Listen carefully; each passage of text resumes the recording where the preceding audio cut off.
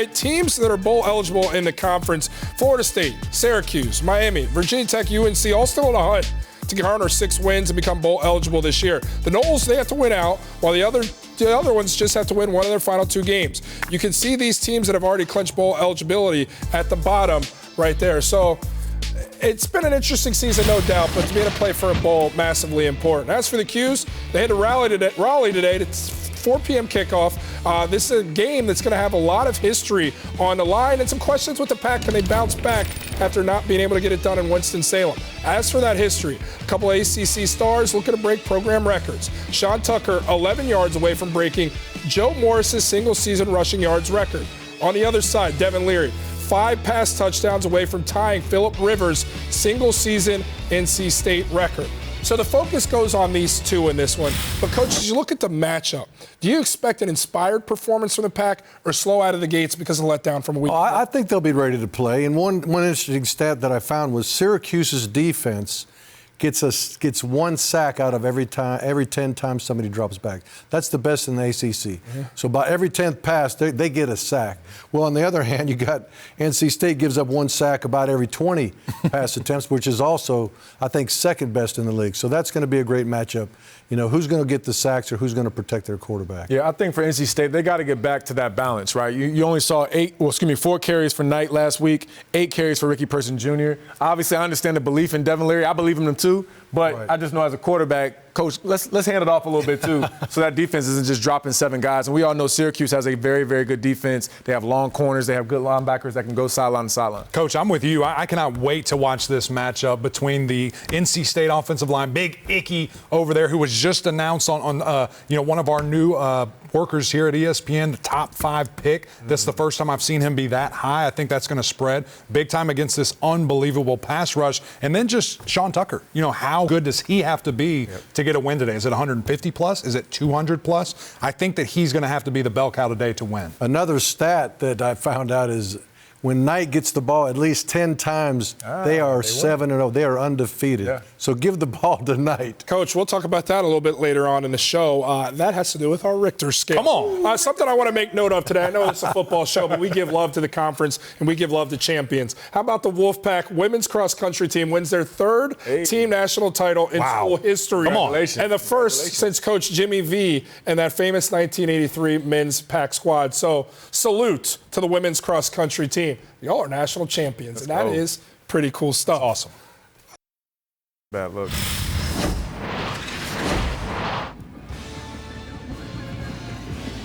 Look at Garrett Schrader on the field, 16 minutes away from kickoff. Syracuse, NC State will take you right up to kick in that one. But I want to focus in on this Virginia Pitt game. Obviously, a lot riding on the line with this one. And the path to the Coastal, and able to win the division. At Pitt, it's simple. If they win versus Virginia, they're in.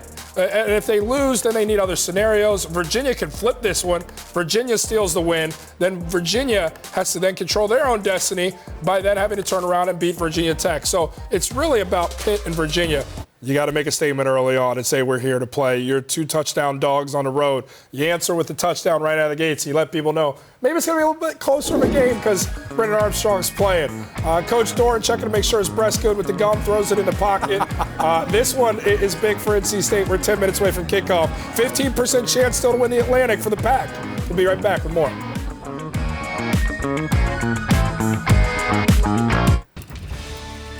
Heck of a day for Jordan Travis. 2.5 minutes away from kickoff. Syracuse and NC State. Quarterback Devin Leary doesn't get enough respect.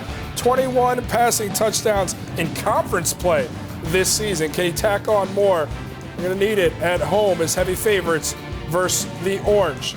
Coach, as you look at this NC State team coming off a heartbreaker in Winston-Salem a week ago, we saw Wake coming off the high, couldn't continue that momentum. What kind of performance do you expect from the Pack today hosting Syracuse? Well, they're a well-coached team, and those guys care. I mean, you can't put in all that much work, all that work throughout the week and not give your best effort. That's what a lot of things the fans don't understand is the amount of work that it takes week in and week out to get ready for a ball game. When you invest that much of your life, they're going to get after it, and if they win it, they'll be fired up. Yeah, and Coach Babers actually challenged his team last week, guys, talking about they didn't have any pulse, they didn't have any fire. So I expect their defense to play really well. Obviously, Sean Tucker trying to break some records, so Expect a good day from Cuse, or at least a better day than they showed last weekend. Going back to the Pack, I think we're just going to see a really experienced team, a very organized approach, attack from this defense that gets after Sean Tucker. I mean, that is where it starts. And, of course, Schrader has been such an explosive attack there. But I really think that this NC State defense want to get that bad taste of their mouth, give them all those points, all those yards. They've got a great opportunity today. Sean Tucker chasing history needs just 11 rush yards to pass Joe Morris for the single-season record for rush yards in program history. Do you expect him to have a big day today? I expect him to break that on the first run that he gets today. So whatever our best run play is, let's run that. But, yeah, I think he has to. So I expect it, maybe not. But I think if they want to win, it has to come on his back and really just be a guy that can take over. And we've seen that, time and time again, with his elusiveness and his speed. Yeah, you got to look at this game as a must-win for both of these teams. Yes. Syracuse won a chance to go to play in a bowl, play in the playoff, or the extra season, That's and right. then also NC State trying to stay in a chance to get up there for that Atlantic side. Syracuse has got to get up early. If they get behind it, I don't know if they can throw it good enough. Schrader's just shown that he's had trouble throwing his way back into a ball game. Always interesting to see those quarterbacks that don't get enough love. Devin Leary held off some award lists that he shouldn't have. Jim Phillips, the commissioner, so I'm talking to Dino Babers. He's on hand for this one. So you know it's big. It's the Qs. It's the Pack. It's Chris Cotter, Mark Herzlich, and Jalen Johnson on the call. You guys enjoy yourself some first half action. The four of us, you know where we'll be? Here waiting for you at halftime. We'll see you then. You guys I have no idea where I'm going to be. Beautiful afternoon here on Tobacco Road. Tuffy's here, so is Mr. and Ms. Wolf. And the fans are here. They've been tailgating all afternoon long. A beautiful day, and the Wolfpack are getting set to take on the Orange from Syracuse here at Carter-Finley Stadium in Raleigh, North Carolina. This is a huge game, and let's look at the standings. You heard the guys in the studio talk about it. Wake Forest with the loss to Clemson earlier today opens up a slimmer of hope. A glimmer of hope for NC State. If they win today and win next week against North Carolina and Wake Forest loses on the road at Boston College, NC State represents the Atlantic Division in the ACC Championship game first weekend of December. Hi everybody, Chris Cotter alongside Mark Herzlich. That has to change the tenor of this game a little bit for the Wolfpack, knowing they've got a shot to still win the ACC this year. Yeah, how about that? You're in the locker room, you see the final score, and we talked to the players this week. They said, look, we know that Wake Forest has a tough road ahead of them. They got to go down to Death Valley and try to beat Clemson, who has a 30-plus game win streak down there, and then Wake Forest has to follow that up by going to blustery Chestnut Hill and face Boston College, who was really kind of a tale of two halves today versus Florida State. Ended up losing that game, but everything is still on the table for NC State. They still have the possibility of winning the Atlantic Division, and get to that ACC championship game. And it's a big game today. They got to win. Got to win, and if they're going to win today, they've got to slow down this rushing attack for Syracuse, and it's led by Sean Tucker. Yeah, Sean Tucker. He's just been phenomenal all year. He leads the nation in yards from scrimmage with 1,601 yards. He trails Joe Morris for the all-time single-season rushing record at Syracuse. They've had some pretty good running backs at Syracuse. He's 10 yards away. And then the rush defense for NC State. They are first in the ACC, led by that man right there, Drake Thomas, who has been phenomenal. Had to step up big. Peyton Wilson, Isaiah Moore, the two leading tacklers from last year, are both out with injuries. Drake Thomas has stepped up, and it's going to be a battle of good on good rush offense versus rush defense. Thomas and Tucker, two superstars going at it. Well, you saw the standings, and obviously for Syracuse, they've got a lot to play for today, coming into 5-5. For more on that, let's send it down to Jalen Johnson on the field. Thanks, Chris. Yeah, you guys saw the standings. One more will get them eligible for a bowl game, and this will be the second time in Coach Babers' tenure at Syracuse that will get them there. Now, that's not what he's fighting for. When we talked to Coach Babers earlier this week, he said, I don't care about that. I care about these guys that played last year that came back from COVID, the seniors that have given so much to this program to go out and try to fight for a bowl game. So we'll see. Are they going to get that one today, guys? We don't know yet. There you see Dino Babers. Obviously, the practices are important, that extra 2 weeks, Mark, in terms of not only preparing for your bowl game, but getting young players prepared for next year. But he didn't want to hear anything to do with that at all in our discussion. It was all about the reward for the seniors. And you think about it, he's had some rough years there at Syracuse. Yeah. Not too many of these players have played in bowl games. This would be a huge opportunity for them. Yeah, if they become bowl eligible, it'll only be the second time in Babers' tenure at at Syracuse, where they've gotten to go to that bowl game and get that extra practice. Meanwhile, Dave Doran, other than a blip in 2019, Mark, you think about what he's done with this program. You think about the last few seasons, 9 wins, then the blip in 19, and then last year coming right back with 8 wins on the season. So he's got that standard now lifted high here in Raleigh, and there's a reason why there are a lot of butts in the seats here at Carter-Finley Stadium. They're excited about what their football team brings to the table. Andre Schmidt puts toe to leather, and we are underway. Bam Knight from his own 7. Sidesteps a couple of tacklers before being corralled at the 23-yard line, and we'll see NC State and Devin Leary taking the field. Yeah, Devin Leary, he's been phenomenal this year. Again, you look at quarterbacks around the ACC, they've all been really good, but Devin Leary has been so consistent and really turnover-free. It wasn't really until that Florida State game at the end of the half where he threw that Hail Mary that got intercepted, that broke one of the longest streaks in the country of no interceptions thrown. But he's settled down, 2 interceptions last week. He wants to come and be more efficient in this game early against Syracuse. Tonight, he gets wrapped up after a gain of 3. And we talked at the open, Mark, about this NC State rush defense. Syracuse, no slouches in that area either. No, they're not at all. I mean, when you talk about rush defense, they're only giving up 129 yards a game, which, if you're used to watching the NFL, that's a lot. But in college, that's not a lot at all. They're 4th in the ACC. And so it's going to be a test. And you've seen NC State go away from the run early in games. Let's see if they stick with it. Leary to the outside, has a receiver. That's a Mezzi right at the stick. Flag on the play. We'll check the laundry, but I think that's going to be a first down if it stands. You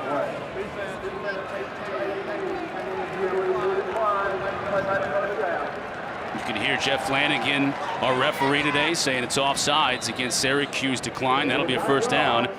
And NC State successful in their first series in moving the chains once. And that's kind of why they go away from the run. We talked to Tim Beck, the offensive coordinator, and say, how come you didn't run the ball more last week versus Wake Forest? He said, have you seen the wide receivers I have? We got to throw them the ball. We got to let them get touches.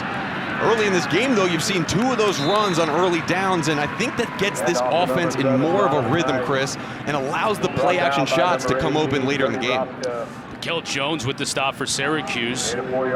Pick up a 4 yards. Second down and 6 from the 37-yard line. Big old Cody Roscoe, too, leads his team with 8 sacks. They get after the quarterback. That's another thing Syracuse does very well defensively. I mean, tell me about it. They have 34 sacks on the season, which is 5th in the nation. And Cody Roscoe, he's one of those guys who really came out of nowhere this year. And he's been phenomenal. 8 sacks on the season. Coming with 5, but picked up. Leary has time. Oh, receiver broke open. But Leary couldn't hit Devin Carter, and that's saying something because Carter measures up at 6'3", Amezi's 6'3", C.J. Riley's 6'4". They just stamp these wideouts out of the mold, don't they? I mean, you talk about the targets that they got. You see right here, right? We're not showing size, but these guys are big dudes, except for maybe Thayer Thomas. He's kind of the route runner, 6 foot, 200 pounds. He was a walk-on. He didn't get a scholarship here. He earned that scholarship in 2018, but probably the best route runner, and he's a guy that really scares the defense, especially Syracuse defense. They're keying on number 5. Leary to throw again, has time to the outside, gets his man. That's going to be a first down. And you mentioned Thayer Thomas. Didn't have to run much of a route there, just hanging out on the far side, and Leary found him. Yeah, he found him. And Thayer Thomas, I don't know what it is about Syracuse games, but he loves playing against Syracuse. Last year, he had a big game, 9 catches for 102 yards. He had 3 touchdowns in that game up at Syracuse. He's just been a consistent performer week in and week out for Devin Leary. Movement on the offensive line. NC State will move back 5. Offense, number 50. 5-yard penalty, first down. Grant Gibson, the starting center, nearby Charlotte, moving back 5 yards. After the penalty, Wolfpack first down at 15 from their own. It was interesting last week. It was a big game, right? As far as ACC implications are concerned, that Wake Forest NC State game was as big as it gets. It's a nice catch. There he lost his footing, but got it to Penix. It looked early in that game like both teams kind of felt the pressure of the moment. Some turnovers, some sloppy play, and that's not what we're used to seeing at NC State. And so you've seen right now, I mean, this drive, you know, it hasn't traveled very far, but they've been consistent, and they've been mixing up the play calls to try to keep Syracuse guessing. Yeah, the one thing that we saw last week was a low-scoring first half. It doesn't matter when you talk about some of these teams in the ACC. They can still get up in the 50s. We even saw that a little bit today in that Wake Forest-Clemson game. Teams are never really out of it. Bring up third down and short here for NC State. They want to try and keep this drive alive, and Syracuse is going to try and get their defense off the field.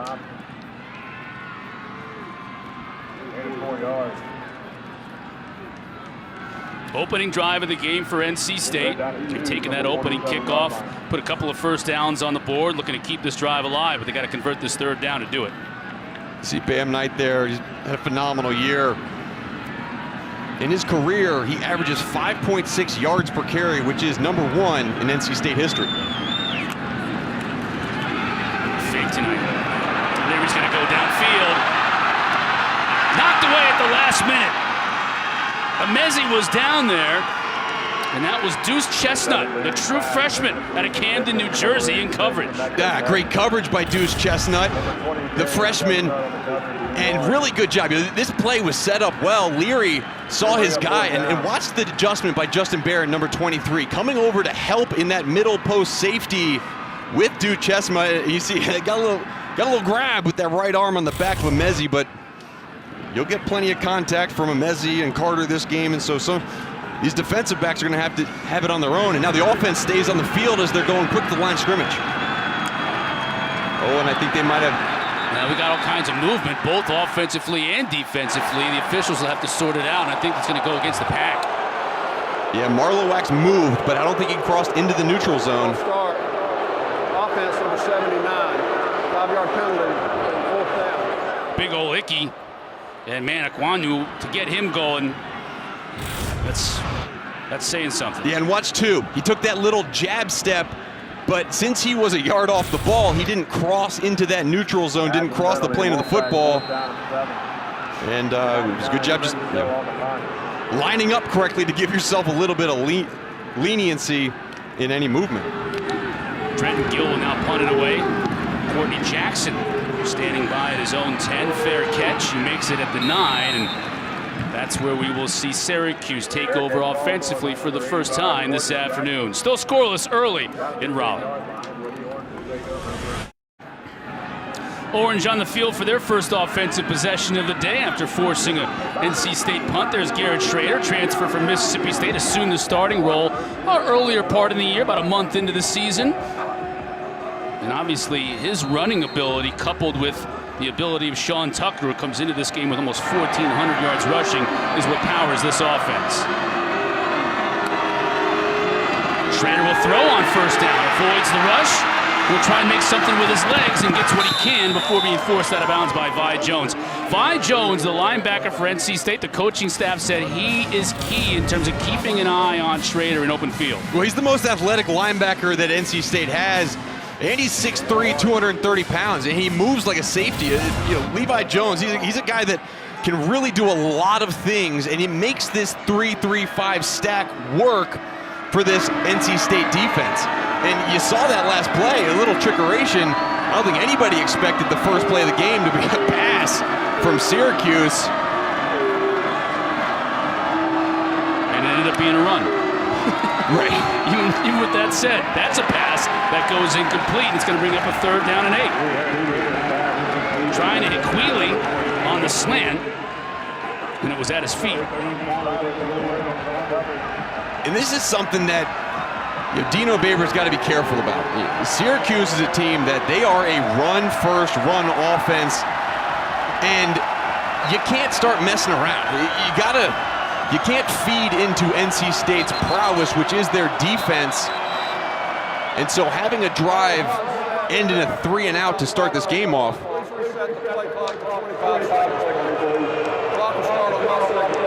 Play clock reset. Basically, you don't want to do that, right? Because then now NC State starts feeling like, oh man, last week was a fluke, and this is our defense. We are ready to go.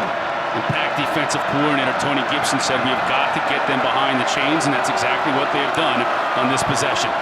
Schrader to throw. Now the pressure off the edge. He's going to go down. Drake Thomas came in and forced him to move up into the pocket, and he had nowhere to go. They are going to bring stunt games up front, and pressure can come from anywhere. That is a staple of this Tony Gibson 3-3-5 defense. You see Drake bend around the corner and just get low. Garrett Schrader had no chance with a 3-man route, and that's what this NC State defense can do. Even though you are max protecting, they're bringing so many loopers that it's tough to sort it out, and one came free. The Orange forced a punt from their own end zone. That's a good kick. Thomas from midfield. Good return to the 36, so NC State now set up nicely for their second possession of the day. Then you just saw Thayer Thomas almost scoot through there. If you're NC State, you are happy on any sort of kick return, whether it's kickoff return. You got Bam Knight back there, who is the special teams ACC Special Teams Player of the Week after his performance last week. He had 3 return kickoffs for 194 yards and a touchdown, and then Thayer Thomas is a phenomenal punt returner too, so that adds to their field position game. Fresh set of legs and tailback as well. You saw Bam Knight in that first drive. How about Ricky Person here? Tries to cut it back inside and just gets what he can. That's going to equate to about 2 yards. Number 8, Ricky Person is the ball carrier. Tackled by number 9. And you talk about, like, they have that two-headed backfield, and it's not really a two-headed monster because they don't get as many carries as you necessarily would think they would get. Last year, I think we saw a really steady balance of, you're getting Bam Knight the ball, you're getting Ricky Persons the ball. Combined, they would have about 30 touches a game. As of late, they really have not gone to the run game as much. It's been more quick passes to the outside. Now they have their big people in 2 tight ends, so let's see if they stick to the run game. Person again. This time he muscles his way for a couple of extra yards. Marlo Wax, just a great name for a linebacker on the stop. It'll bring up another 3rd and short after a 5-yard run. And one thing we've seen and we've learned just from talking to Tim Beck and the offensive coordinator for NC State is that he really game plans around the strengths of the opponent. And not every team does that. But when you look at Syracuse defensively, we mentioned that they were good versus the run, but versus the pass, they're 27th in the country, only allowing 190 yards per game. So I think that's why you're seeing a lot less of the pass early in the game on early downs. Again, going with the run to Person. He's going to come up shy of that first and the ball down, is and the ball out. came out. And they blew the whistle, and now they're going to have to stop it. Yeah, the ball came out, but we heard the whistle. We do have a Syracuse player down, so all kinds of action on the field. Coach Babers telling his team just hang in there. And that's going to be Josh Black. That's bad news for the Orange. He's one of their best pass rushers on the outside. Yeah, the ruling that Person's forward progress was stopped. It'll bring up 4th down in about a yard. We'll take a break while that Syracuse staff looks at Josh Black.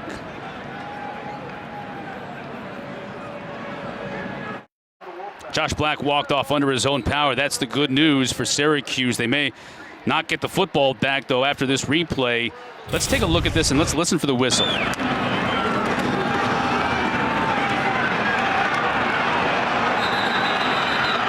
Yeah, Chris, there's a... Because the ruling was that forward progress was stopped, that's not reviewable. Right. Now, you heard the whistle blow after the ball was already out, and this is the type of thing that the refs are coached to let that play on, so that way they can review it afterwards, but that's an unreviewable play. Now it's 4th and 1 or 4th and 2, and they're going for it. Again, Penix. He's trying to lean for the marker, and I don't think he got it. And you can see the Syracuse coaching staff celebrating. NC State got a reprieve on the call, and Mikel Jones and McKinley Williams put a stop to NC State. It's surprising, too, that they decided to go for that. They're right on the edge of Christopher Dunn's field goal range. He had a 46-yarder. 7 minutes and 35 seconds, please. He had a 46-yarder versus Wake Forest, and that would have been, about a 46-yarder. They decided to go for it, but good job defensively by Syracuse on making that stop. So NC State has been in Syracuse side of the field on both of their drives in this first half, and they come away scoreless. Good coverage that time by Chris Ingram. Chris Ingram is having to start in this game because Shaheen Battle, their starting cornerback, is out in the first half after being called for targeting last week. Yeah, it's a great point. And Chris Ingram, he's got some playing time. Last week he had to go in the game, and he stepped up. He played pretty well. And when you talk about games where you don't want your starting cornerbacks to be out, this isn't necessarily one that's too bad of a thing. There haven't been too many weapons for Syracuse on the outside. Schrader, design run, gets maybe 2. Daniel Joseph staying home and making the stop. And I think we haven't talked enough about the effect that Garrett Schrader has on the football game, too. When you talk about Garrett Schrader and Sean Tucker combined, they have rushed for 2,075 yards. It's the most by any duo in the country. They've also rushed for 24 touchdowns combined, so they can do it on the ground. But what NC State has done, they're forcing them into 3rd and longs, as you mentioned, passing downs. And not a single carry for Sean Tucker yet in this game. Schrader to throw, pressure coming on the outside, he'll be sacked, but that's going to be a penalty that'll continue with this drive. That's going to be a call against NC State. You see Daniel Joseph applying the pressure, but he got Garrett Schrader in the head. Personal foul, blow to the quarterback's helmet, number 99, 15-yard penalty, first down. Extending the drive, Mark. And if there's one thing that Sean Tucker absolutely needs to work on, is his pass pro. He has not been very good all year. This time Sean Tucker is on Daniel Joseph, and you see Daniel Joseph go for the pump fake and just gets his hand caught on Garrett Schrader's helmet. And by rule, that's forcible contact to the head or neck area. No gray area there. No. That's 15 yards. So will Sean Tucker finally get his first carry of the game here on first down? He will. And he won't get back to the line of scrimmage.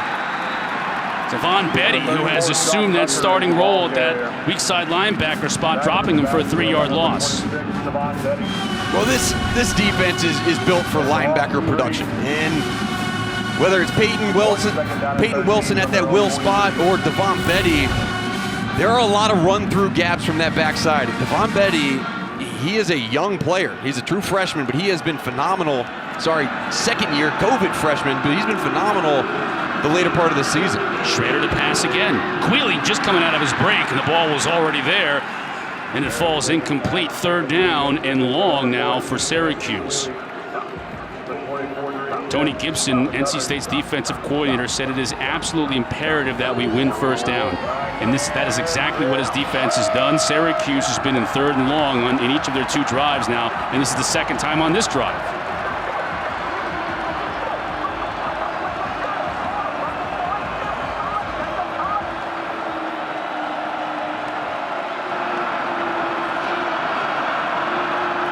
Ball gets away from Schrader. And he's just going to have to throw this one away and takes a shot and another flag. So for the 2nd consecutive 3rd down and long on this drive, Mark, a flag is going to extend the drive for the Cuse. This one's more debatable. We'll have to take a look at the replay. Personal foul, roughing the passer, defense, 15-yard penalty, first down. There you see Coach Doring encouraging his defense. All of a sudden, Syracuse is now in Wolfpack territory after this near disaster for the Orange. You see Corey Durden, 48, the nose tackle. I get it, but he definitely could have let up. You know what I'm saying? Schrader threw the football, Durden saw him throw the football, and then he delivered the hit. If you can have an opportunity to let up and you don't, they're calling that. You have to know that if you're a defensive player. If you're playing football 10 years ago, they give you a second. It's okay if you've already started to make a tackle, then they will let it go. But when you don't, they won't. And another good shore tackle on that play. Needed to make that too. Derek Pitts. Yeah, you're right. Schrader might have been gone. Yeah, you're right.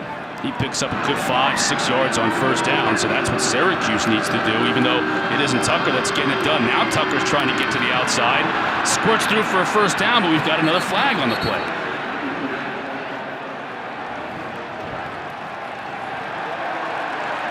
That's going to be a hold against Syracuse, so Tucker's best gain of the day is for naught. Well, came in today, and Sean Tucker was 10 yards away from breaking the record, or 11. Holding, offense number 60, 10-yard penalty, second down. 11 yards away from breaking Joe Morris's record, and now he's 14 yards away. I think he had a negative yard. Now, negative yard rushing. Now, he's got a little bit longer ways to go, but he is, you look at those names and the names that he's passed, the Jim Browns, and he has played a phenomenal season of football. Now Cooper Lutz is the tailback. He'll take the swing pass and gets hit almost immediately. Tyler Baker-Williams met him in the backfield, and Syracuse is going the wrong way.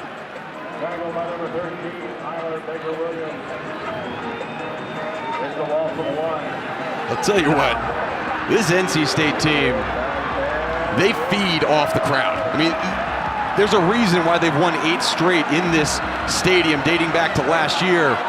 Because this defense, when they hear the crowd get behind them, they are tough. And they've been tough so far. 3rd and long again. Tucker split to the top of your screen, and we're going to get more movement. Man, we had a lot of laundry already today. Ball start.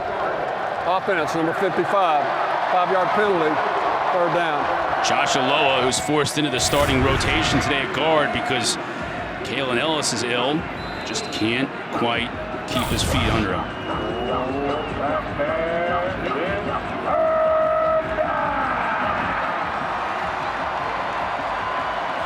Once again, Mark here, empty backfield, 5 wide. Tucker's a very good pass catcher, one of them, 3rd and 20. Schrader looking to throw, has time over the middle, has a receiver. Can he get the first down? Cannot. Damian Alford, the big Canadian, brought it in, but maybe that gives Dino Babers now an opportunity to think, maybe we could go for it here. 15 yards on the pitch and catch.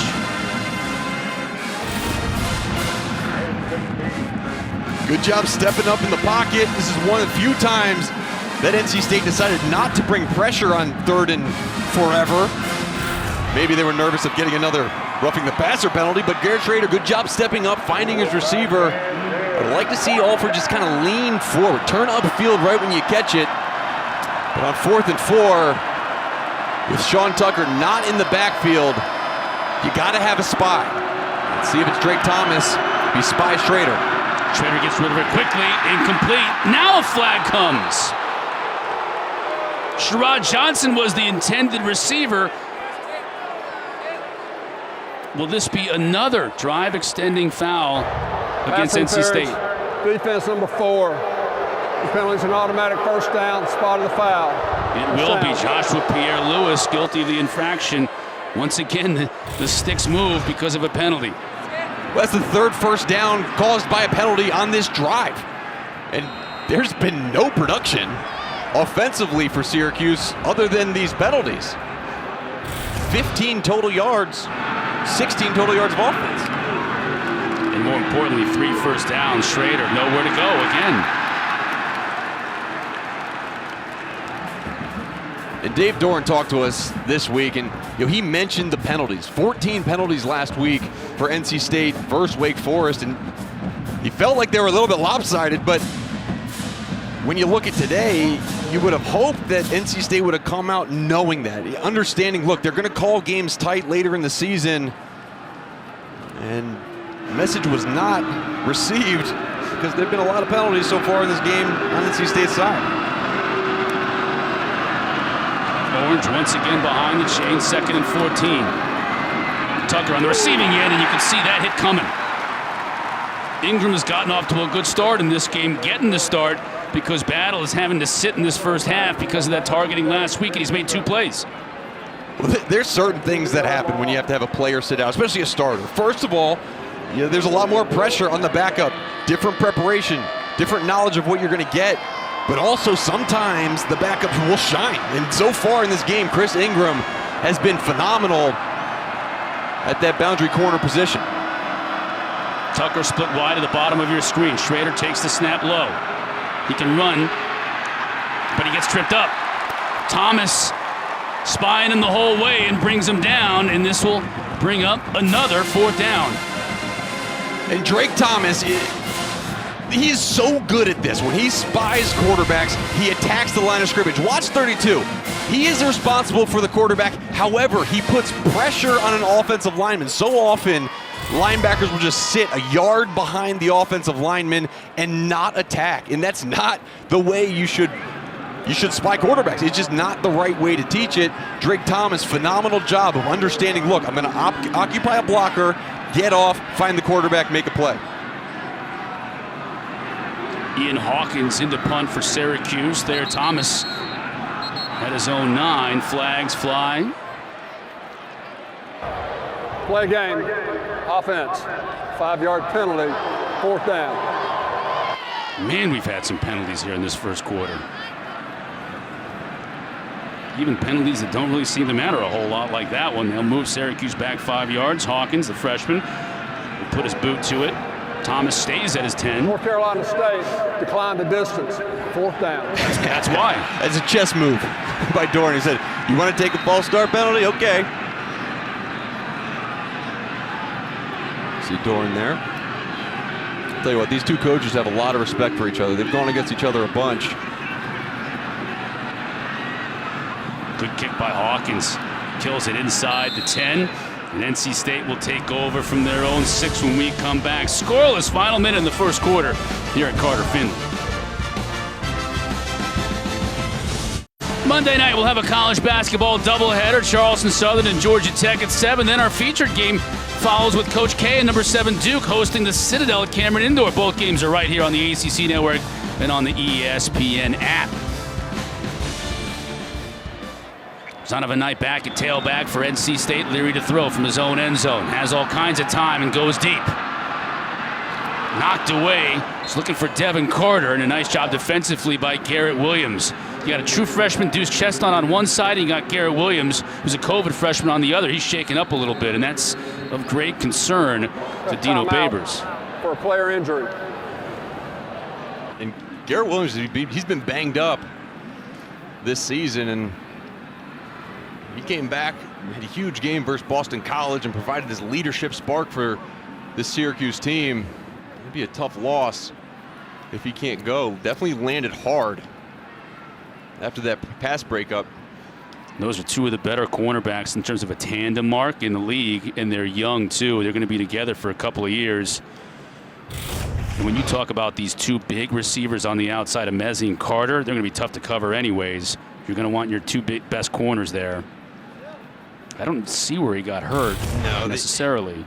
The concern is always the whiplash. If the head hits the ground hard on those types of things, but obviously don't want to speculate. But when we talked to Tony White, the defensive coordinator, and we talked about leadership and who he has seen develop that vocal leadership, he talked about that first game back for Garrett Williams versus BC. He said, we didn't really notice how much we needed him as a leader until he came back. And it was like, man, we had a void, and he was fired up. And I tell you, I'm talking about fired up. He's one of the many guys on the Syracuse team from North Carolina, and all of them have been fired up for this game. Garrett Williams had 25 tickets that he got for this game because he has so many family members in the stands. Jalen's down on the field. What do you got, Jalen? I wanted to update you guys on Josh Black. He's been in the medical tent on the Syracuse sideline ever since he went out of this game, so that's why he's not in right now. They were looking kind of at his neck area and the left side of his body, so I'll keep you guys updated on what's going on over here. All right, yeah, please do. So we've already got Josh Black, defensive end, out of this game for Syracuse defensively, and now you're going to have to, at least for a little while, go without Garrett Williams on the edge. And let's see now if Tim Beck, the offensive coordinator for the Wolfpack, tries to pick on this defense without Garrett Williams on the corner.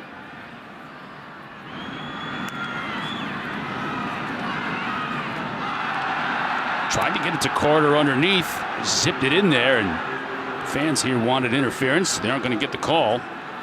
Deuce Chestnut on the coverage. Carter shaking his head. Yeah, he thought Deuce Chestnut got there a little early, but I think it's a pretty good no call. 3rd down and 10 now. Again, both teams have really been playing behind the sticks, have not been progressing on 1st and 2nd down. Syracuse look like they might bring pressure up the middle. Now they back out of it. Leary has time. He can run if he chooses to do so, and he does. He'll pick up the 1st down and slide at the 20. Well, he needs to go to the sideline and talk to number 5, Thayer Thomas, who plays baseball for NC State as well, because that wasn't the prettiest of slides.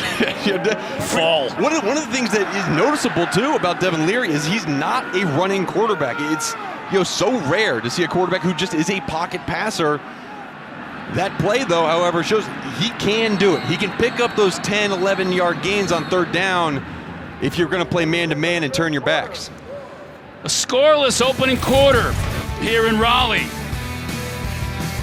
The Wolfpack alive for an ACC title. Syracuse trying to become bowl eligible.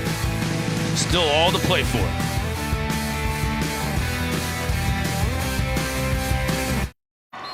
Start of the 2nd quarter here in Raleigh, North Carolina. Chris Cotter, Mark Kurtzlick, Jalen Johnson.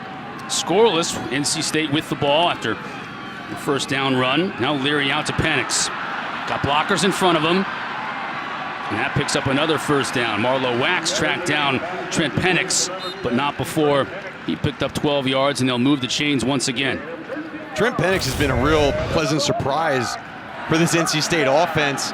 He had a really big game versus Florida State, 97 yards and a touchdown on 3 receptions, and since then he's been a steady part of the offense. They bring him in when they want to give Thayer Thomas a little bit of a break, and in that play-action game, you saw right there, he can pick up some meaningful yards. Had a carry earlier in the game, too. They want to use him in a variety of different ways. Here's Bam. Gets a couple. Let's look at our 1st quarter stats, and they tell a little bit of a story, but there wasn't a whole lot of offense on either side. And when you think about Syracuse, not a lot of offense at all other than the penalties. You see those 5 penalties for 47 yards really keeping their offense on the field. Yeah, it really, that's the story of this game so far. And then the TFLs. NC State has been playing behind the line of scrimmage and have been stopping the defense. I mean, Drake Thomas has 2 sacks already in this game.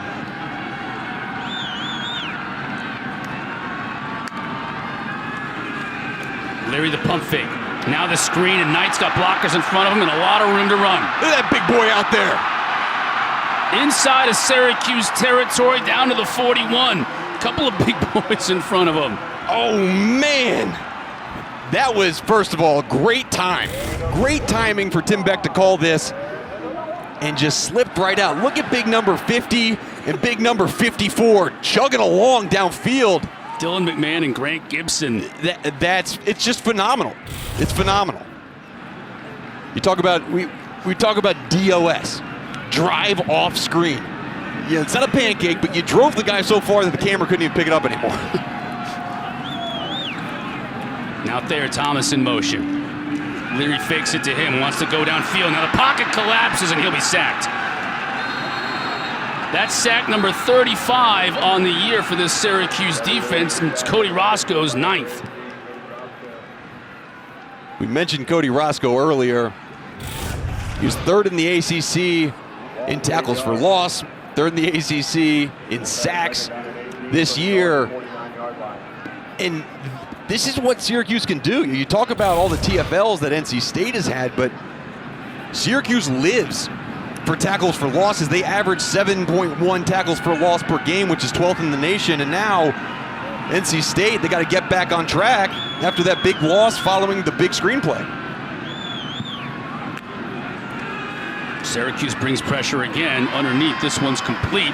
Chris Tootle on the catch. And he picks up the yards lost on that last play, but now brings up 3rd down and 10. Justin Barron on the stop. And Chris Tootle, again, another one of these H-back, wide tight end hybrid guys who has developed into a good blocker / receiver. He started as a wide receiver and moved inside with all the talent that they have on the perimeter. And he's found his niche in this offense. And now Syracuse showing pressure up the middle with those 2 linebackers. They come with one of them, forcing Leary out of the pocket. Now he's on the run. Has a receiver open, and that was Tootle who made the catch. I think they're going to rule that Tootle went out of bounds and was not forced out and came back in. Flag on the play. You see the official right there, the side judge with his hat off? Yeah. That's usually what that Illegal means. touching, offense number 29. Receiver stepped out of bounds, came back in bounds, and was the first to touch the ball. The penalty is a loss of down. The previous spot, 4th down. Jeffrey Sears, our side judge, with the hat off, making the call. They didn't make the distinction, but that is a penalty because he went out of bounds on his own. If he's pushed out of bounds, he can reestablish himself back in bounds. But that time he went out on his own accord. Good call. And how about this? NC State crossed the 50, but forced a punt. Yeah, they needed that TFL to really blunt that drive by NC State, and they got it. Courtney Jackson now to return this kick. He'll make a fair catch at his own 10, and that's where Syracuse will hope to get Sean Tucker going when they come back out. Still scoreless here in Raleigh.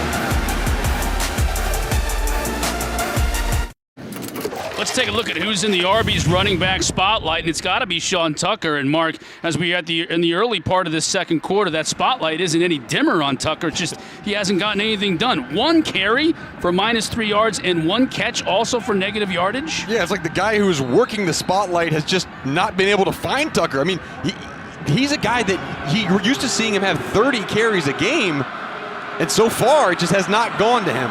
All right, here he's got one, and he's got a lot of room to run. Got to the second level there, and he got 10 yards. And no flag on the play to bring this one back, so maybe that gets Tucker going a little bit on first down. And this is what we're used to seeing. Linemen pulling, gap scheme runs, running back offset. And that is where you see the option where, okay, you're either going to hand it off to 34 or you're going to have big number 16 carry the ball himself. Schrader communicating with his offensive line. Still plenty of time on the play clock.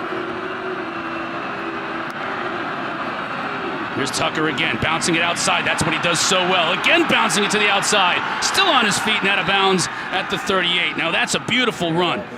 And with that carry, in the second quarter of this game, he has passed Joe Morris for the all-time single-season rushing record holder at Syracuse.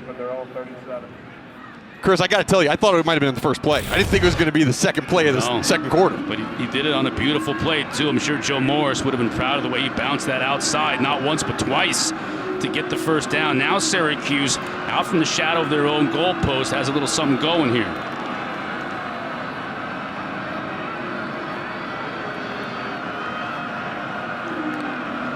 Now Schrader to throw. Tried to get it to Queeley, flag down on the play. Tyler Baker-Williams was in on the play. Let's check this flag. Pass interference, defense, number 13. Penalties an automatic first down, spot of the foul. Another flag producing first down against NC State. 7th penalty of the game against the Wolfpack.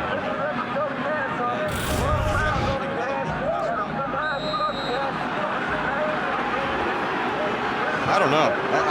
I don't. A little bit of hands on the back, but so what they're going to have to know is that the refs are they're calling this tight. You have to be absolutely perfect defensively for NC State.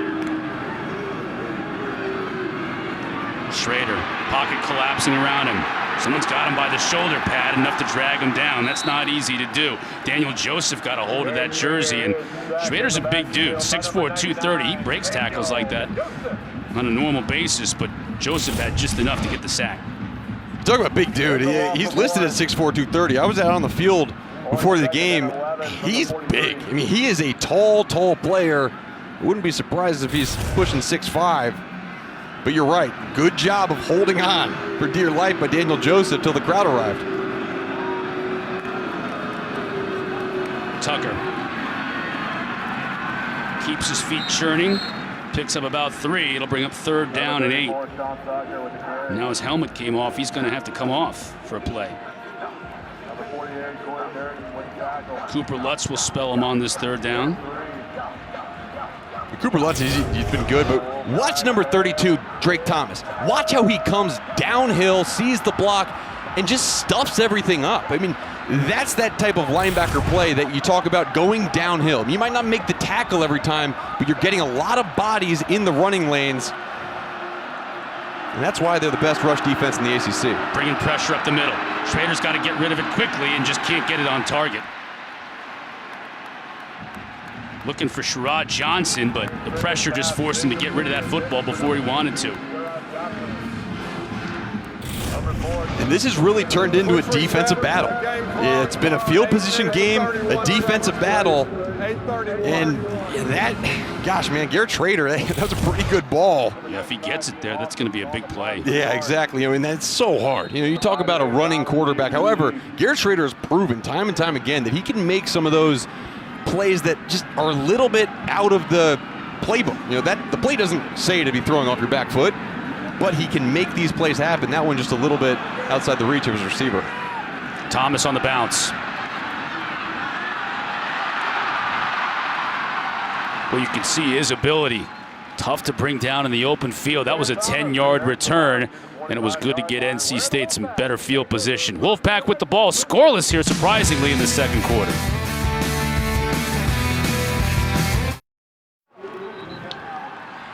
Devin Leary and the Wolfpack offense back on the field. Chris Cotter, Mark Hertzlich, Jalen Johnson with you. We're scoreless in the 2nd quarter. On the other side, Mark, when you talk about Syracuse offensively, NC State defensively, that's our food line, food for thought. It's usually strength on strength, and it still is, but NC State's clearly winning this battle. Yeah, and through the first 9 games, NC State defensively had only allowed 2 rushing touchdowns in the entire year, right? But last week, Wake Forest, they moved that ball down in the red zone and scored 3 rushing touchdowns. So the question coming into this game, with Schrader and Tucker combining for the most rushing touchdowns for a duo in the country, was NC State going to be able to stop them? And so far, that answer is yes. And Syracuse has done a pretty good job bottling up NC State offensively, and especially against the run. That's Person getting just 3 on 1st down. Both defenses have forced teams into 2nd and 3rd and long, haven't they? They have, and they've both been good against the run. That's what both these offenses right now are trying to establish the run game. However, with the way the defensive fronts are playing, whether it's the orange or whether it's the red, they're both playing behind the line of scrimmage. It just makes it very difficult. Let's see if that play-action game opens up for either of these teams as the 2nd quarter goes on. Person just moves the pile that time. And that's a good run. Stephon Thompson was there for the ride and brought him down, but not before the sticks will be moved on that 8-yard run.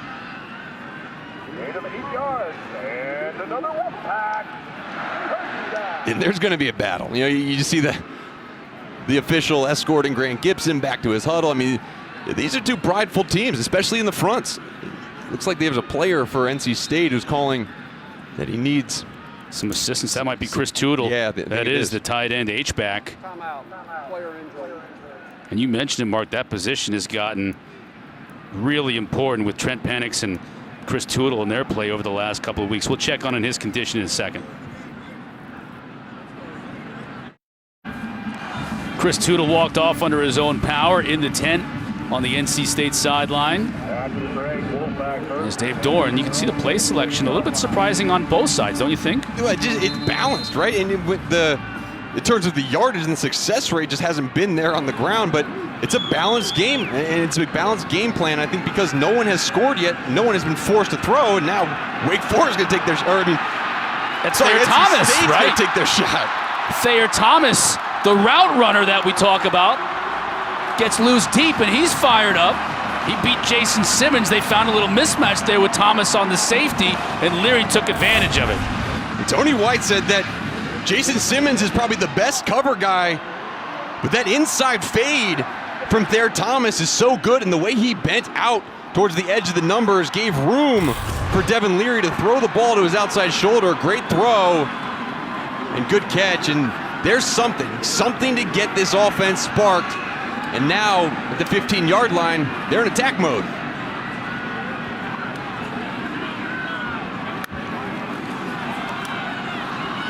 Person. Now he bounces it outside and has blockers out in front of him. Inside the 5, he'll score.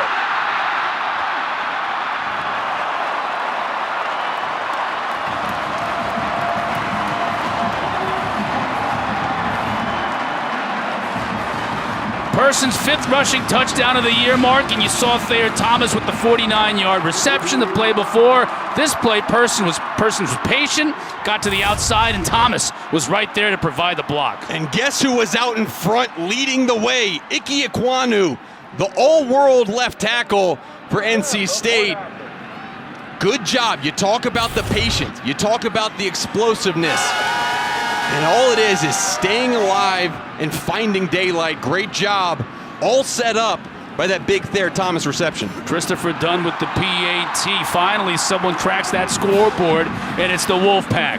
Big pass play to Thayer Thomas, set it all up. And Ricky Person Jr. delivered on the patient run to the outside. Pack up 7.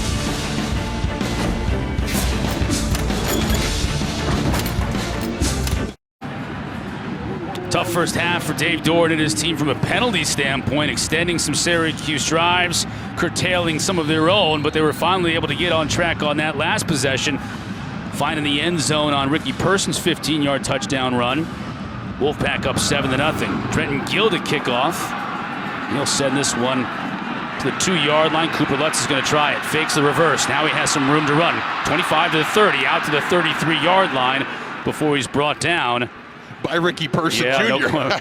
I mean, that's the way this team is. A lot of special teams play, and Person was happy about that. Let's send it down to Jalen Johnson with more on this family affair at NC State.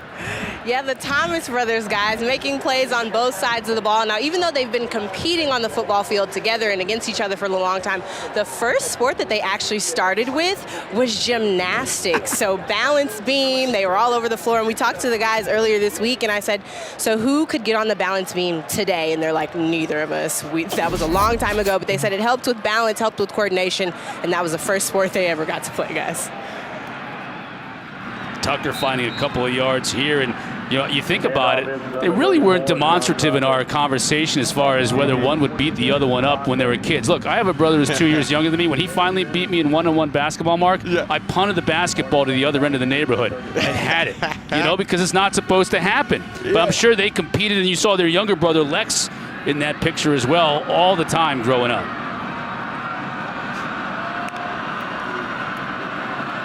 Intercepted!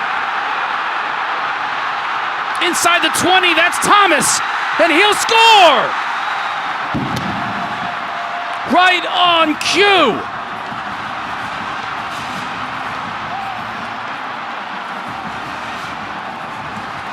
Drake Thomas has put on his Superman cape today. And how about that? 2 sacks early in the game, now a pick 6, no penalties out there. That must have been all that gymnastics work. Getting his hand-eye coordination down, made little moves, got into the end zone. I mean, how about that? We talk about announcer jinx, that was the exact opposite. That was the exact opposite. NC State needs more of that. I'm sure Lex and his dad, who was their coach growing up in all kinds of sports back home, in Wake Forest, that's right around the corner from where we are right here enjoying this. And you see, he's signing the turnover bone. The turnover bone was introduced a few years back, and whoever has signed the bone the most amount of times at the end of the season gets to keep it. And they get to keep it until they get married, and their wife will make them throw it away, I'm sure. It'll be in a closet somewhere in the basement, never to be brought out. That's Thomas's 3rd interception of the year. Yeah, that's something you as a linebacker know a thing or two about. Yeah, sometimes a linebacker you get lucky, and sometimes you understand the routes. And this was a perfect example of melting towards that slant route. That's what Schrader's been looking for the entire game. The slant route, slant route, slant route. Drake Thomas had enough of seeing it. He went right in front of it.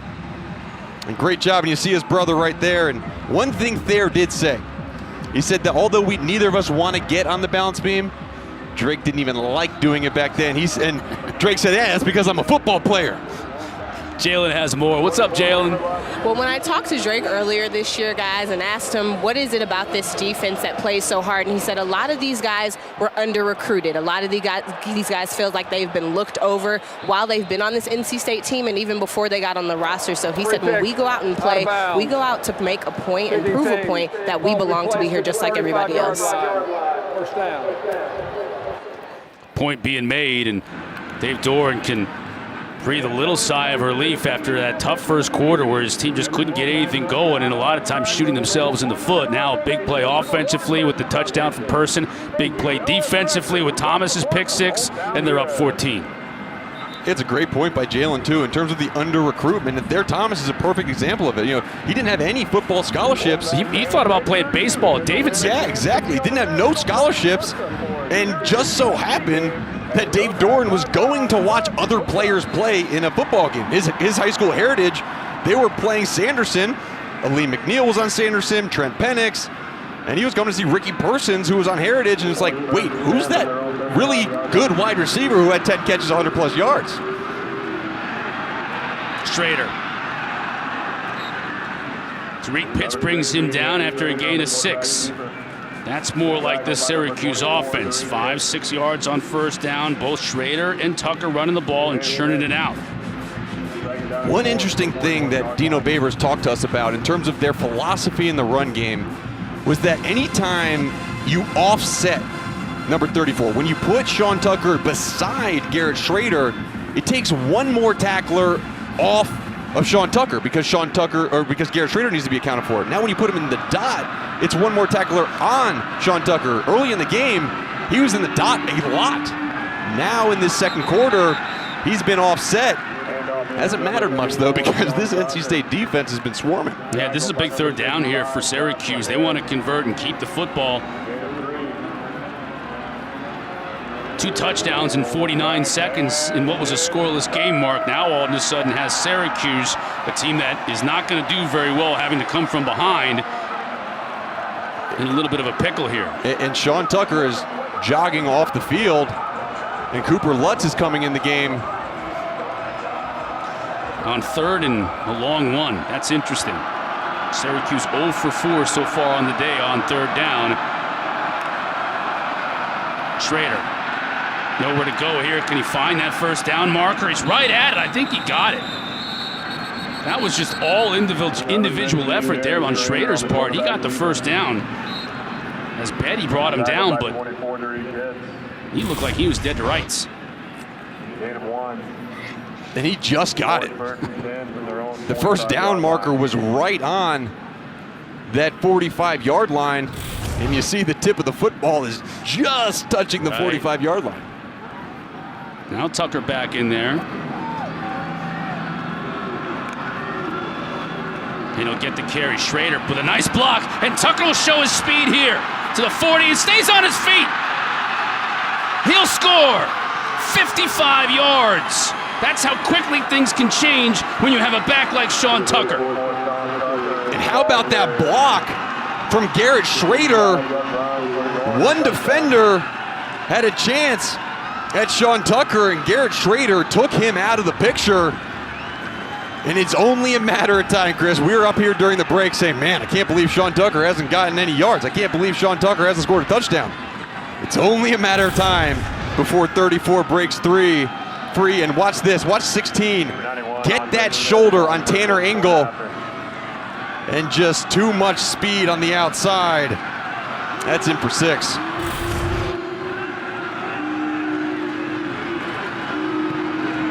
Andre Schmidt converts the try. Flag on the play. Flag on the play.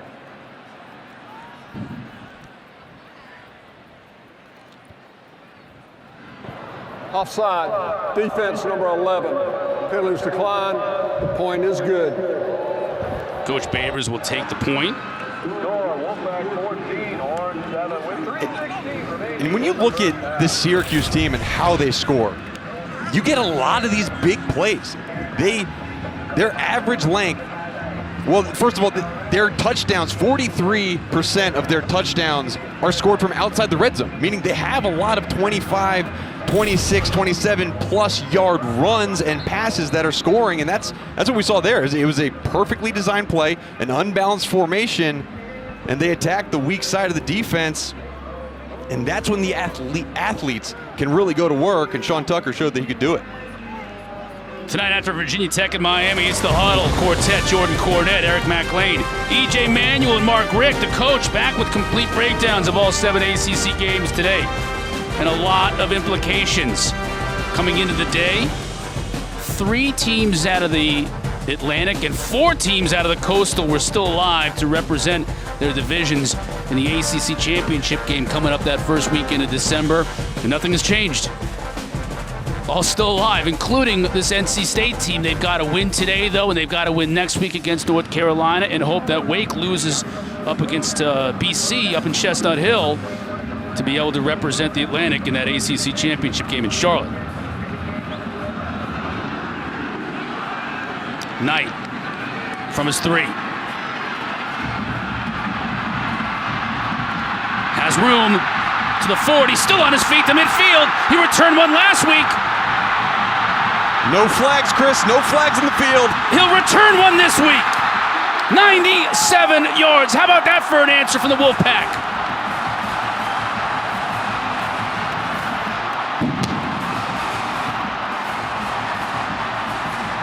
Syracuse came into this game the number 22 in the nation in terms of kickoff coverage, only allowing 17 yards per return.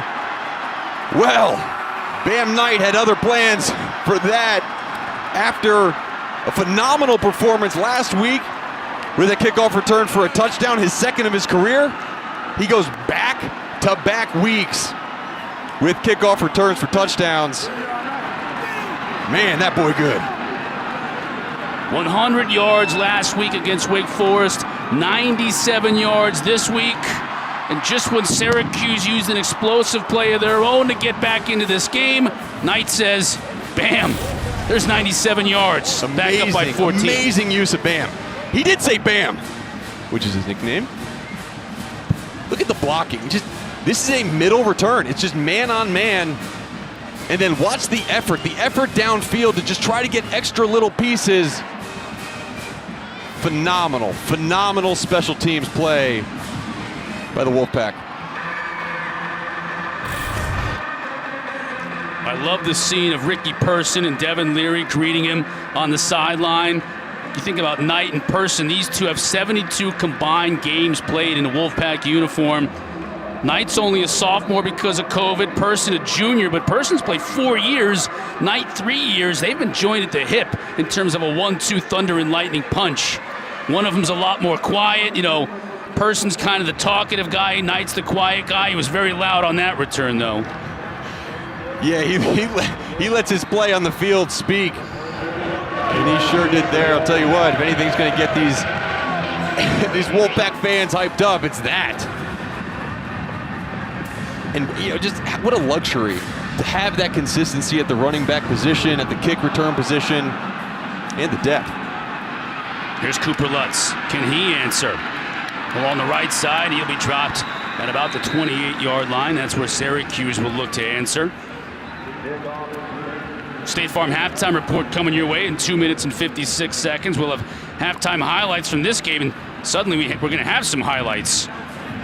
We were 0-0 for a while. The Atlantic is still up for grabs. And we got some coastal chaos. What else is new on that side of the ACC? So Jordan and the fellas got a lot to talk about in the State Farm halftime report coming up.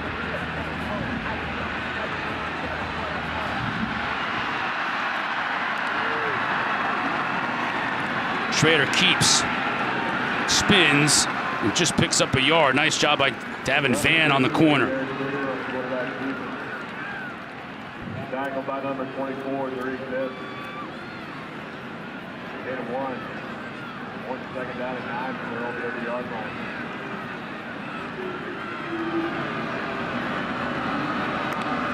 Schrader to throw. Over the middle. Oh, big hit. Ball knocked away, and Von Boykin delivered a big hit. A big hit, a legal hit. That is what you want to see from your safety breaking on an in-cut.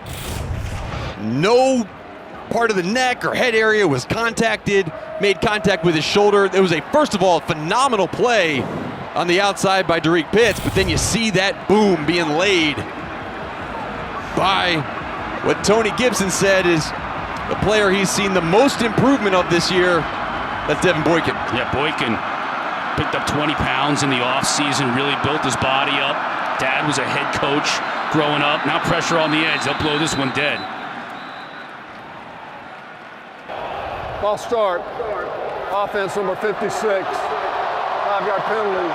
Third down. And 3rd and 9 is in unenviable position for this Syracuse offense. 3rd and 14 is that much worse.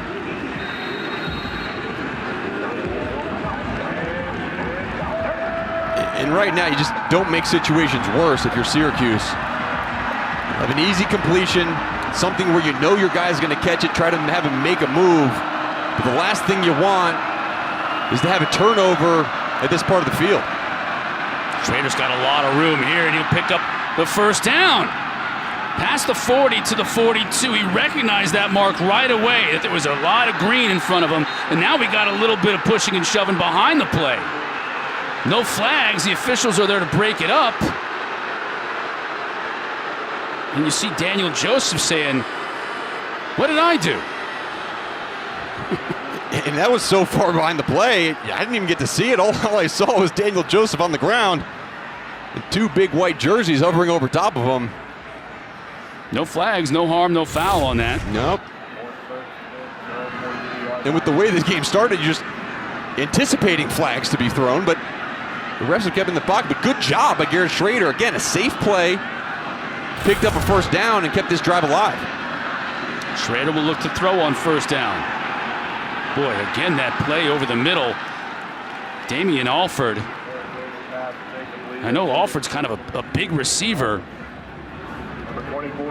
It's a couple of times, and a couple of times he's gotten leveled. Yeah, you go back to the sideline and you're like, hey, bro, will you stop throwing that ball over the middle? Don't you see number 12 back there? Boykin was lining him up again. I know, and you see the middle of the field, that square patch with the logo on it. A little bit of different turf material. Looks like he slipped on that. Yeah, he might be shaken up a bit too, Mark. You're right, he came off the field. Tucker. Give him about 4.5. Ibrahim Conte brought him down. Yeah, 5 yards on the carry, so it'll be 3rd down and 5, which is at least manageable when you talk about Syracuse and what they want to do offensively.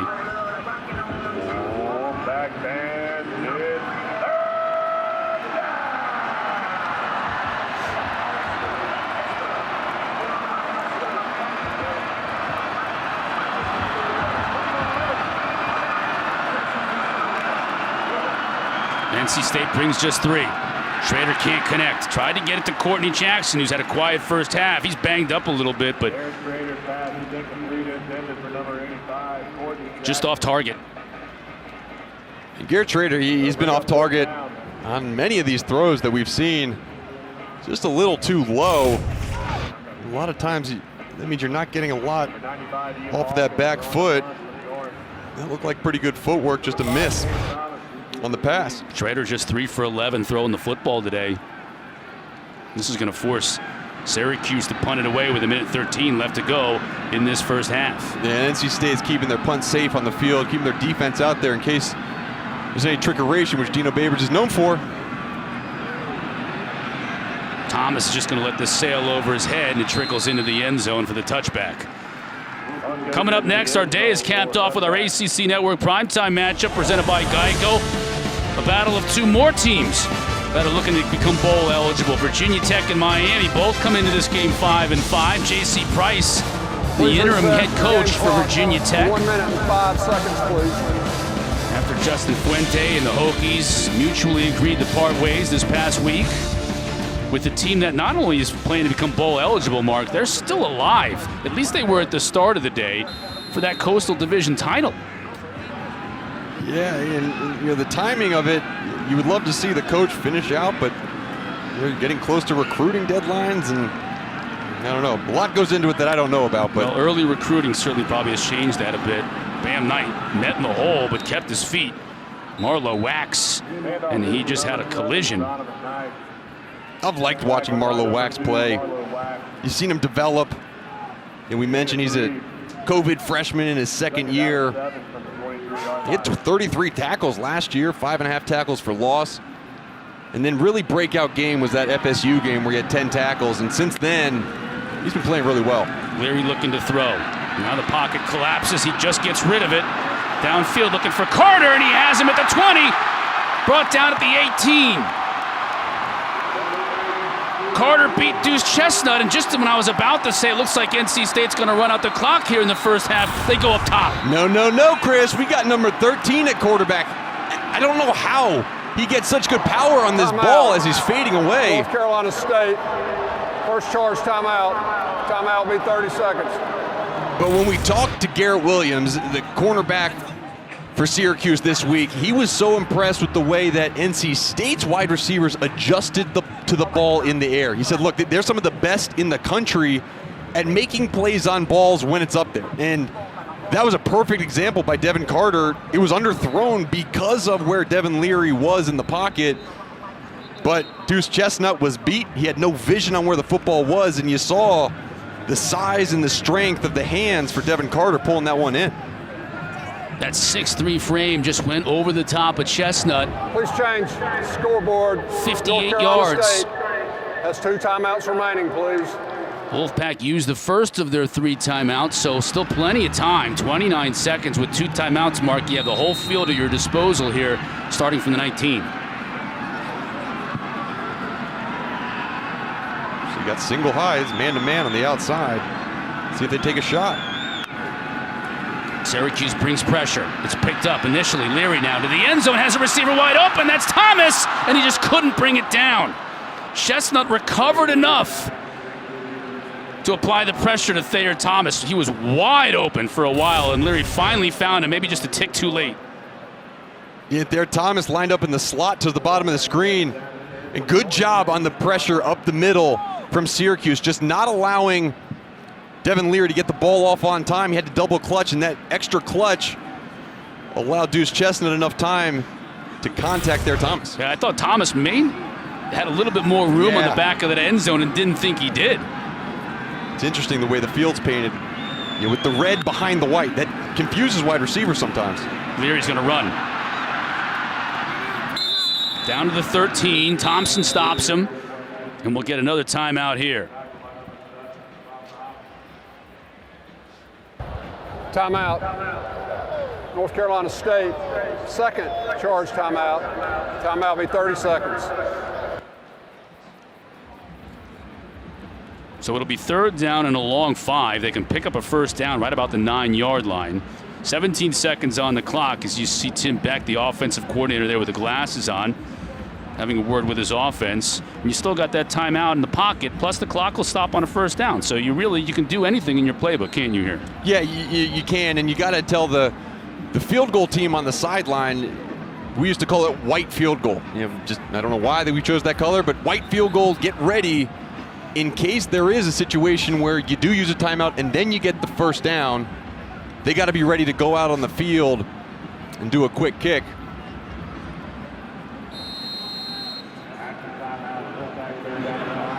Dino, meanwhile, hoping his team can do something they haven't done very well this year defensively, and that's forced turnovers. They need one here to keep NC State from adding points at the end of this first half. Yeah, and watch middle of the field here. They're emptying out to isolate that number 3 and number 2 receiver. Now pressure on the edge.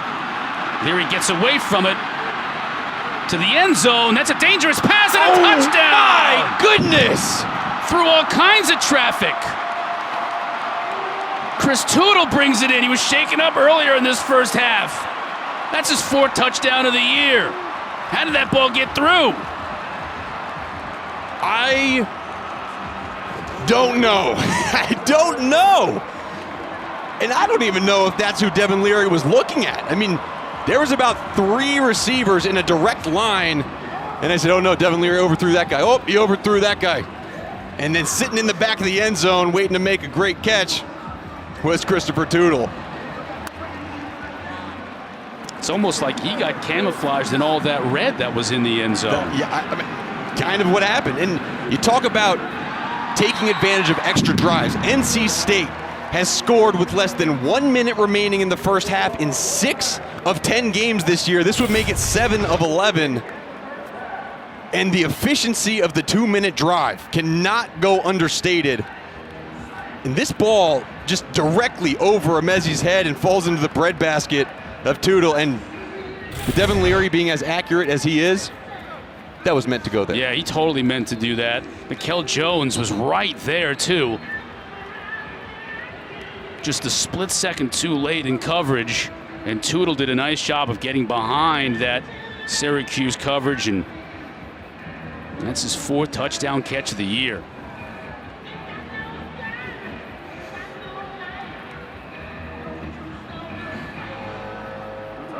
NC State, they've had a flurry here in the end of this first half. 28-7 our score. And their offense is now hitting on all cylinders, Mark. They'll receive that second half kick too.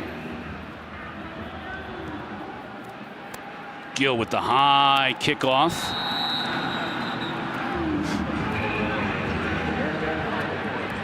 Check that. Syracuse will get that second half kick, and they're going to need to make the most out of it, turn this around. Got a flag on this kickoff.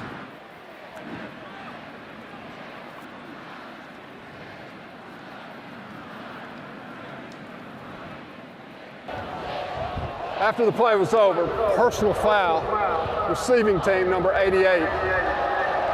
The penalty is 15 yards. The receiving team will keep the ball, first down.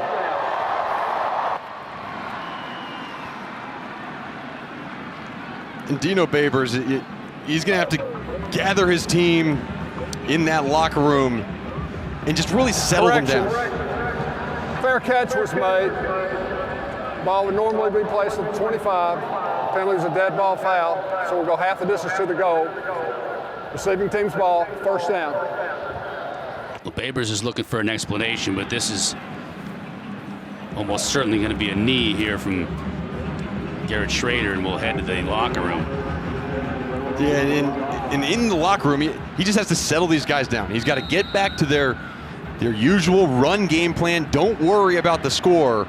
Your defense has had enough stops early in that half to have some confidence, and then you just got to have a steady diet of run, keeper run, and play action pass when you come out.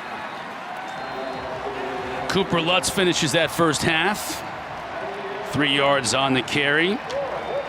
What's at stake for the Wolfpack today? Well, with Wake Forest's loss at Clemson earlier today, all 3 teams are still alive in the battle for the Atlantic Division. Wake, Clemson, and NC State. Wolfpack would have to win today. Then they'd have to beat North Carolina next week. And a Wake Forest loss at BC would mean a 3-way tie atop the Atlantic Division. A tie that would be broken with NC State winning the division and going to Charlotte to play for the ACC championship. They've gotten off to a good start here at home. 28-7 at the half is their lead over the Wolfpack. And if you're just looking at those standings, Boston College at the very bottom, they've been better. You know, they got a quarterback back. They've been playing better, so that's going to be a tough matchup. 28-7 our score at the half. NC State needing to win, and they've done what they needed to do in the first half. State Farm halftime report coming your way.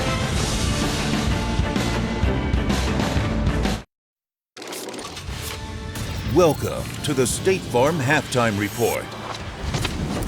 Pack leading Syracuse 28-7. Jordan Cornette, Eric McLean, EJ Manuel, Coach Mark Rick. How about a little complimentary football for the Pack in his first half getting it done? Coach, your thoughts on what you've seen? Well, first of all, complimentary offense, defense, and special teams. 97-yard kickoff return by Bam Knight.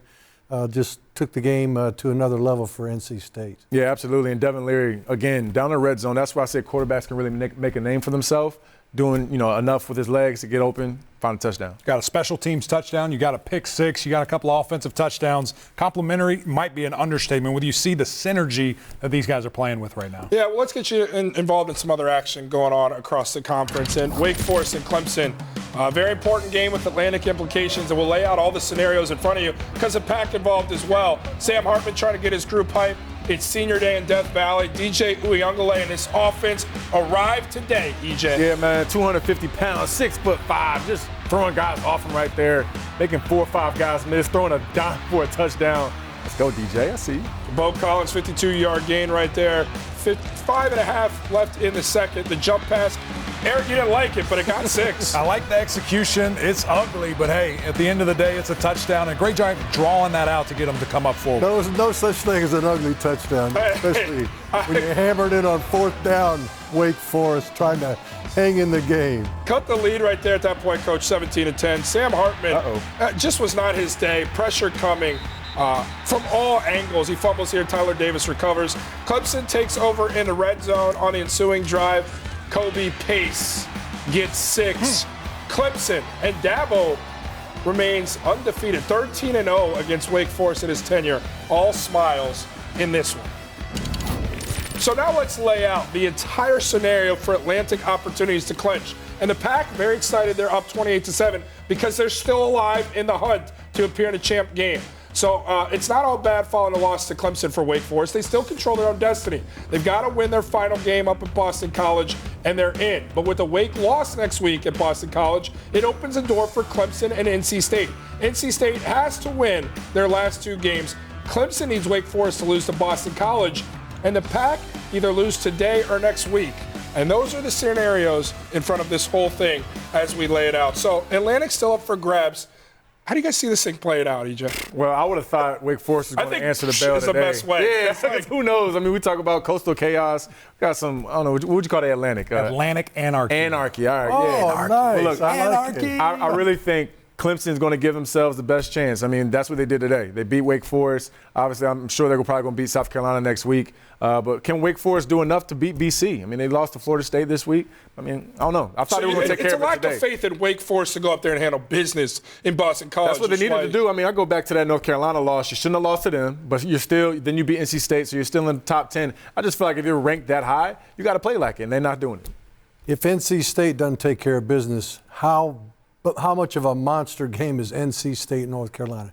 NC State needs to beat their in-state rival, but they might need to beat them to get into the championship game. It's going to be, if Wake doesn't win it, it's going to be a monster game. I'm just excited to see meaningful football played in November. This is when November to remember. That's what they say. And when you see championships on the line this week and next week, it's going to be great to see it.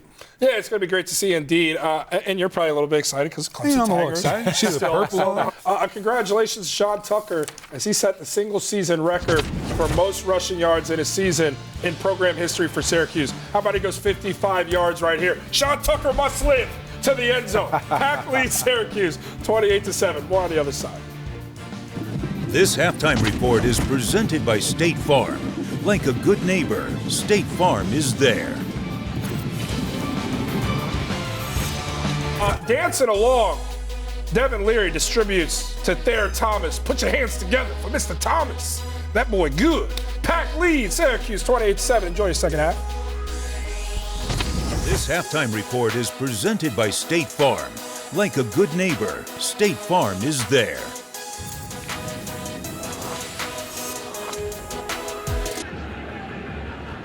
Back in Raleigh, North Carolina, getting set for our second half kick. NC State with a 28-7 lead over Syracuse. A game NC State has to win if they want to keep their hopes alive for their first ACC title in football since 1979. Chris Cotter alongside Mark Hertzlich.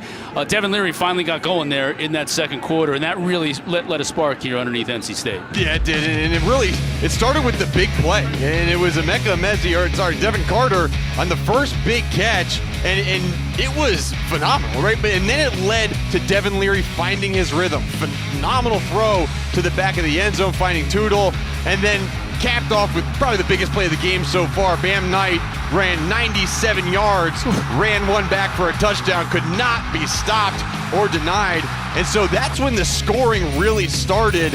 And Sean Tucker, very quiet first quarter. He's only had 8 carries so far in this game, although he's at 92 yards and a touchdown. When you just look at the total of the yardage and the production, he looks great. However, he has not been consistent. They have not given him the ball enough. And so that man's task right now, Dino Babers, get the ball in number 34's hands. Don't shy away from the run, even with the score deficit the way it is.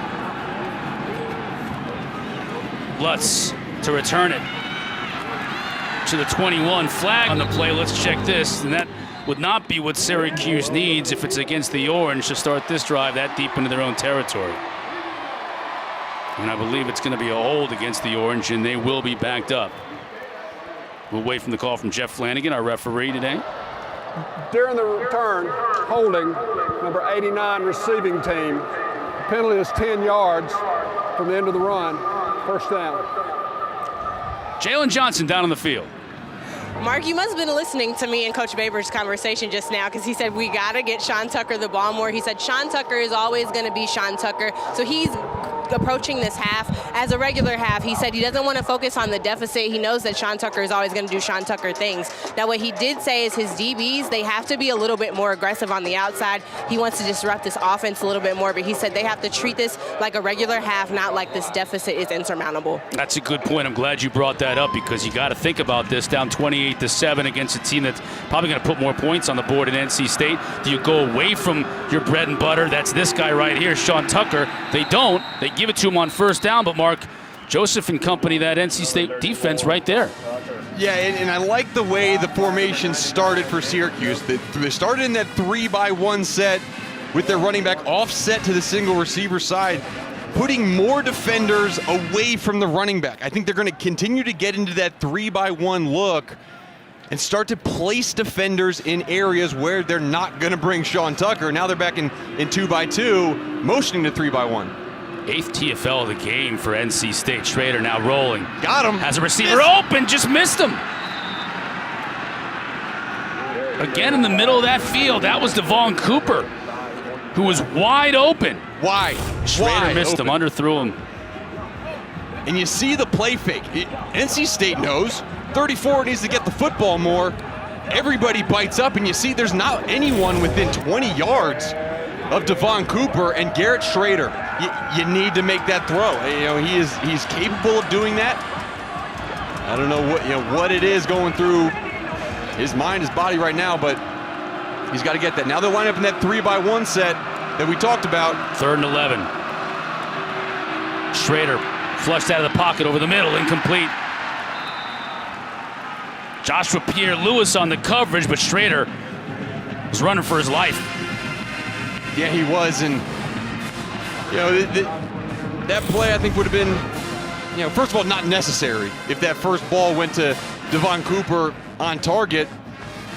It's just, it's a tough deal. You're at 3rd and 11. You got a Wolfpack defense that is hyped up, came out of the locker room a little bit fresh, brought pressure, and good 3-and-out to start the second half for NC State. Yeah, now Thayer Thomas is standing with his heels on Syracuse 46-yard line. He'll make a fair catch right there, and that's where NC State will take over with a 21-point lead with the ball inside Syracuse territory. And so the focus was obviously, okay, what does Syracuse need to do to put more points on the board? But now when you look offensively for NC State, it's going to be sustaining drives. Continue to work the ball downfield. I think you can get Thayer Thomas involved a little bit more in the passes over the middle, some more crossing routes and play action, because although the run hasn't been as successful in the past few games for NC State, they've had a steady dose of it in the first half and some success with Bam Knight and Ricky Person. Person with a touchdown in that first half. He'll get the call here to start the second, and he moves the pile. Look at him churning it inside the 35, and a late flag coming in.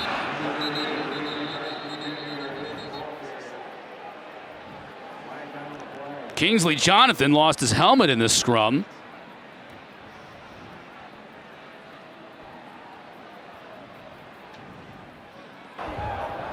personal foul, number 9, on the defense participating without a helmet.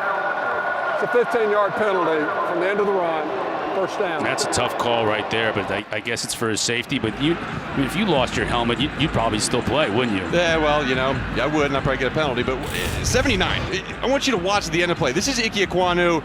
He's probably the top-rated offensive tackle in the country. Watch how he finishes this play. That's a pancake block. That's a pancake at the end of the play. He does not stop when progress stops. Right? He stops when that whistle echoes in his ear. Great job, and that's one of the reasons, the aggressive tenacity from 79, that he's ranked so high on these draft boards. 6'4", 320.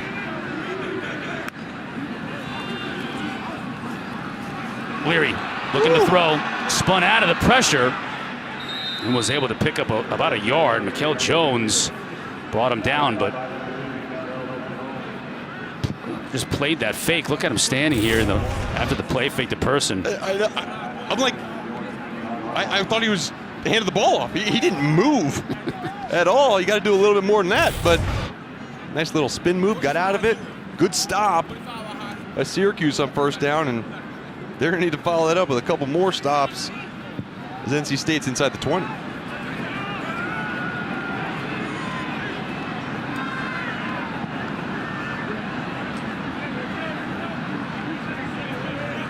Now Leary changes the play up. Person moving to his right. Flags come down. Delay of game, offense, 5-yard penalty, still second down. Rare mistake from this NC State offense. Hadn't seen many of them today. Bunch of penalties in the first half against the Wolfpack, most of which were against the defense. They had a hard time getting off the field early. They've corrected some of those issues.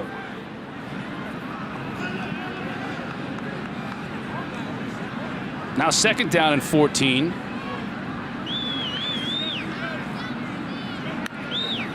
Syracuse comes with just 4. Person will get sacked. 2 of those 4 got to him, including Mikel Jones. And good job by Mikel Jones on a little delay blitz. Did a great job working through the middle. You'll see number 3.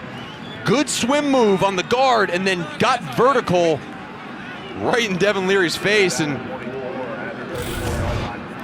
we talked about needing in back-to-back stops. Now we have, can't even count this high. 24. Third and 24. I didn't count that high, I just saw the graphic. 3rd and 24. This is exactly what Syracuse had to have. Yeah. Talk about backs against the wall defensively. Now Leary will try and pick it up over the middle. Has Thayer Thomas open. Can he get the first down? He does. Inside the 20. No, he doesn't. I'm sorry. Wrong stick. It's so far. I couldn't possibly imagine that it could be that far, and it was. 15 yards on the gain, but it'll bring up 4th down and 9. Yeah, you just got back past the line of scrimmage that they started at, but this is what we talk about with the success for Syracuse's defense. It's the negative plays on 1st and 2nd down, and that's when their pass rush can get involved. A good job of just playing top down on that route and making the tackle, forcing the field goal. Christopher Dunn on the attempt. 37 yards, and it's good. NC State uses their first offensive possession here in the second half to add to their lead. It's 31-7 here in the 3rd quarter. Good to see the bases from Kansas to the left of that dude with the wolf head there. 31-7. A lot to cheer about for Wolfpack fans here today. NC State got off to a really slow start at home, but really turned on the style in that 2nd quarter and so far here in the 3rd. And that sideline for NC State, they've been up all night. You see him on the sideline rocking back and forth, getting some energy for their team. Cooper Lutz trying to give his team some energy. Good return out to the 29. We talked about this family, the Thomas family. Thayer Thomas, the receiver, and Drake Thomas, the linebacker. And both of them have had really good games today. Yeah, I mean, look at these numbers. And the 3 receptions for 67 yards. Thayer Thomas, that really explosive play in the first half. And then Drake Thomas, he has been all over the field. And any time that you're playing this NC State team really the game plan is try to avoid the middle of the field because Drake Thomas makes all these tackles. Last time we really saw a team try to run the ball in the middle was Louisville against NC State, and Drake Thomas had 15 tackles in that one with 2 sacks. He has a pick 6 tonight. There it is. Back to the outside. He's got Schrader ahead to block for him. You can see the speed as he turns the corner. Tariq Pitts finally ran him out of bounds, but that's 16 yards on first down. All right, we look at this play. They get into that 3-by-1 unbalanced set. Now, the right side of the screen is where fewer defenders are going to be, and they can add an extra blocker with Garrett Schrader out in front. I think in that first half. Play was over. Personal foul. Defense number 24. Interesting. 15-yard penalty. First down. That's Tariq Pitts, and that's going to add to that. 16 yards on the run, 15 on the penalty. In that first touchdown run by Sean Tucker, it was that exact same play that kind of happened by accident because we had that great block on the outside by Garrett Schrader. This time that was schemed and planned. Now they're in that formation again.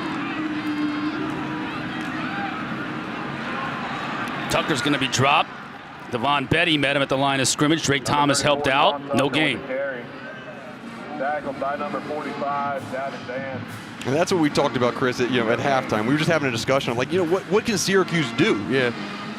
The way Garrett Schrader's been passing the ball, he's 3 for 13, been inaccurate. You can't throw the ball to come back from this deficit, so let's dictate where the defense lines up, and you saw that 16-yard run. That's what they did.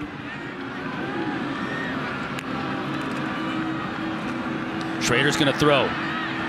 That's the motion man. Got a block on the outside. That's going to be a first down. Sherrod Johnson carries it forward for a gain of about 18 on the play. And Dino Babers, he's an offensive mind. I mean, there's no way that he's not going to change up the game plan. You see, it's a difference. You're getting pullers, you're getting the play action, you're getting the rollout. The little quick ones out, and Maximilian Mang, 47, was out lead blocking. And this is the type of drive that Syracuse needs. Move the ball down the field, trade field goals for touchdowns, and you get back in it. Schrader's going to keep it. Caught from behind and dropped at the line of scrimmage. Number 16, Garrett Schrader on the quarterback keep. That looked like Corey Durden. Yeah, Durden from his nose tackle spot. And now you see the defensive line rotating in and out. Tony Gibson wants to get those guys fresh up on the line of scrimmage because this is one of the few drives this whole game that Syracuse has sustained. Good job of getting that substitution in. So hard nowadays with the up-tempo offenses, but Syracuse going back to that unbalanced set.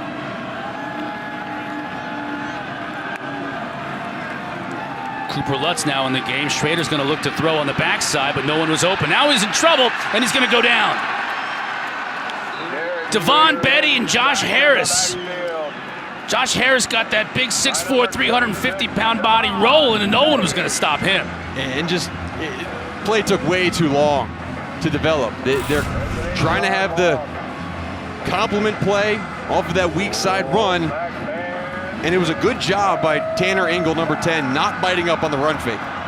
Tanner Engel, they nicknamed him the human missile because he comes downhill. That time he did a good job of staying back, and now on 3rd and long, 3rd and 18. Tony Gibson described Tanner Engel's play as watching 70 car crashes a game. Now Schrader's going to have to call a timeout. Oh, man. The promising drive now is left with 3rd and 18 for the Orange. What can Dino Babers cook up? We'll find out.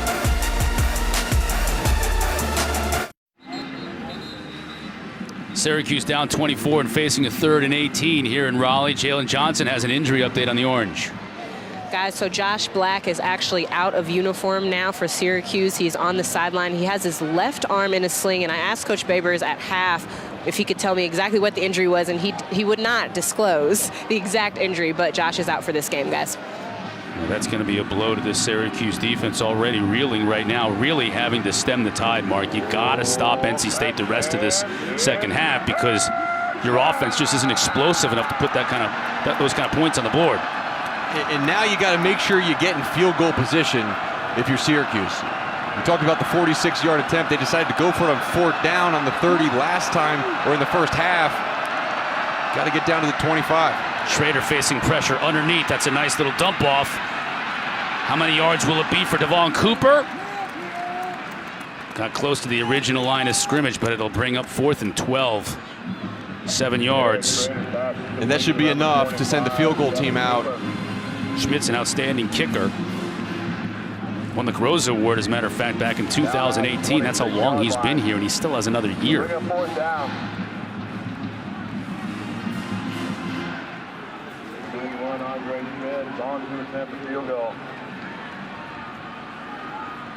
45 yards on the attempt here for Andre Schmidt.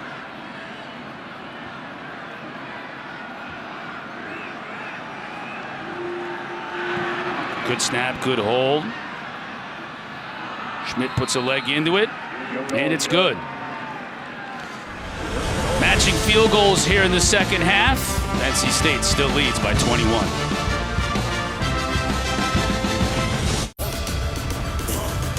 ESPN, home of the college football playoff. Run it.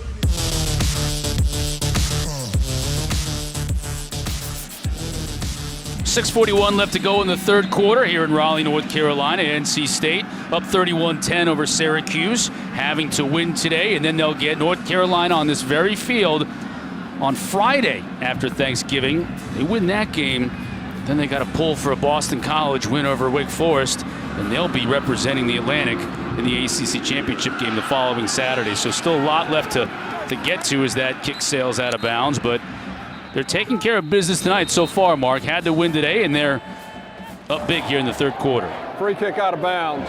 Kicking team. The ball be placed at 35-yard line. First down.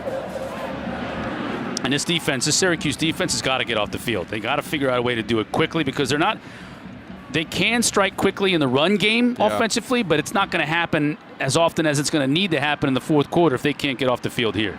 Yeah, and seemingly they've only struck big in the run game, right? It's either been nothing, or a big run. Talking about Syracuse offense, and so they need to have touch the ball on multiple possessions, and it starts now. It starts, this is team football. You got to get NC State off the field, get the ball back in the hands of Garrett Schrader and Sean Tucker. Bam Knight has a kickoff return for a score. Gets to the second level and runs through some arm tackles to get it into Syracuse territory, 18 yards. It's just great job up front. And watch the left tackle, Ike Ekwonu, get up on Marlowe Wax #2 at the linebacker position. And just good hard running. Right down the middle, right down the chute.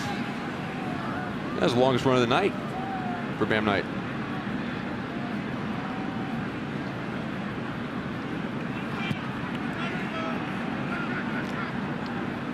Tim Beckett, his NC State offense in no hurry with this 21-point lead. Knight again. That time met in the hole and driven back. Terry Lockett was there, the freshman. Give him just a yard. Brought down by number 23, Justin Barron. Barron also on the tackle. This is one of those players, you talk about some guys that are kind of coming to the fore in the latter part of the year. Justin Barron's had a really good year. And you mentioned it earlier, but he was a wide receiver and he moved over to safety. And a lot of times you don't equate that physicality with a wide receiver, but he has it. And really the only thing that held him back earlier in the year was just learning the system. And now with him caught up in terms of knowledge, he and Rob Hanna have a good rotation going at that safety position. Another big catch by Tootle. How about Leary hanging in the pocket, too, and finding Tootle? That position has become so important in this offense. Yeah, it really has, and it's only developed in the second half of this season. Or in the beginning of the season, it was, you only saw Thayer Thomas, Emeka Emezi, and Devin Carter make catches. That was it. That was the entire offense, sprinkling some run here and there. But the second half of the season has got to be encouraging for Tim Beck, because you've seen C.J. Riley, you've seen Porter Rooks make plays, you've seen Tootle and Penix also show up. Leary with all kinds of time, going to the end zone, and that's good coverage on the outside. Trying to get to Emezi. Garrett Williams with a nice job of covering them all down the sideline. And if you remember, Garrett Williams went out with an injury in the first half, so good to see him back in the game. You're going to need him back there. Good protection by the offensive line. And we mentioned earlier in the game, in terms of running backs protecting, Zonovan Knight, Bam Knight, has done a really good job in terms of pass protection for NC State this year. Good pickup on that blitz. Now Porter Rooks in motion. Flag down. They'll get it to Rooks on the screen. And he's able to pick up 5. But let's check the marker.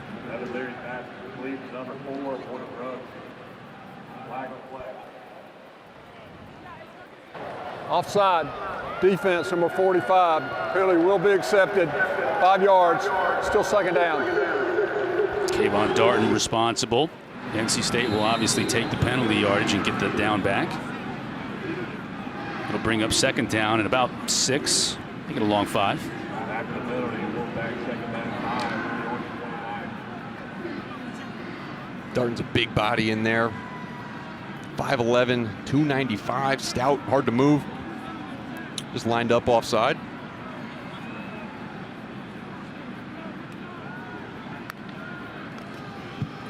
Give tonight.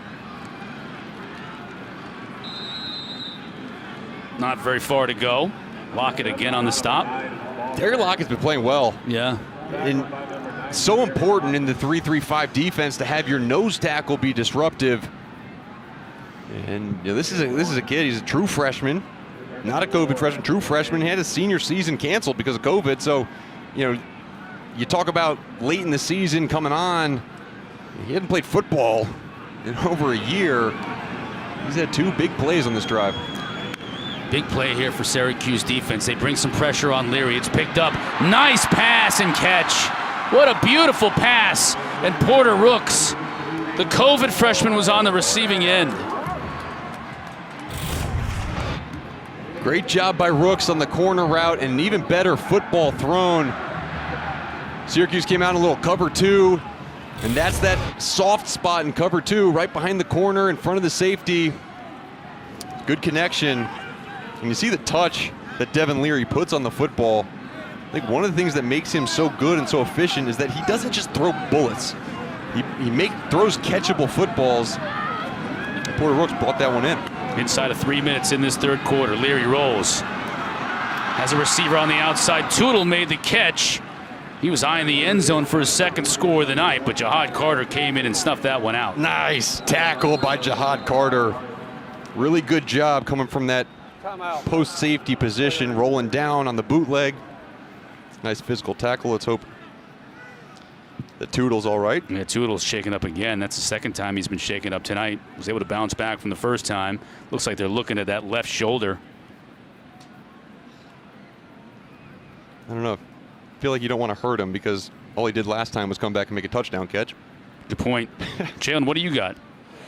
He actually went through concussion protocol at halftime and was cleared to play. So you guys want to actually really pay attention to this, make sure that he's okay. Yeah, that's a good point, though, Jalen, that you make, is that whenever you go through concussion protocol, they're always going to keep a keener eye on the rest of the night, especially from an injury standpoint. Anything could sideline you for the rest of the way. And you see that contact on the left shoulder, which is what they're looking at, right on the hit.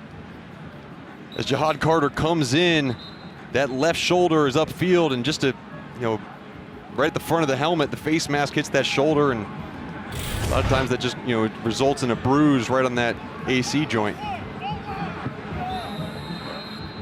Jihad Carter having a word fist pound with the umpire, probably telling the umpire that you don't necessarily want him in the middle of the field. Oh my goodness. You'd rather have him go behind the quarterback. That's a story for a different time.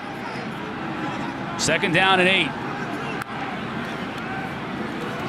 Thomas got a blocker in front of him and scores.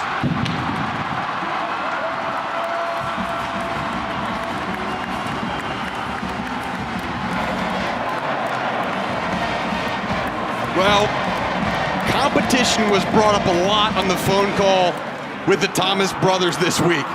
And they talked about that competition and they tried to downplay it a little bit, but hey, Drake goes out, has a couple sacks, has an interception for a touchdown. Thayer says, I can do that too. Give me a little flip, weaves his way in for a touchdown. These two are having a fantastic night, and tell you what, their family is probably watching this game and very happy. First touchdown running the football this year for Thomas, to go with 6 touchdowns through the air. Jen, what do you got? The Thomas brothers told us, believe it or not, their parents never talked to them about getting an athletic scholarship to go to college. They said their parents were all about academics when they were growing up. So even though they saw that their sons were talented, they never talked about that. They said, you guys are going to go to school, get an education.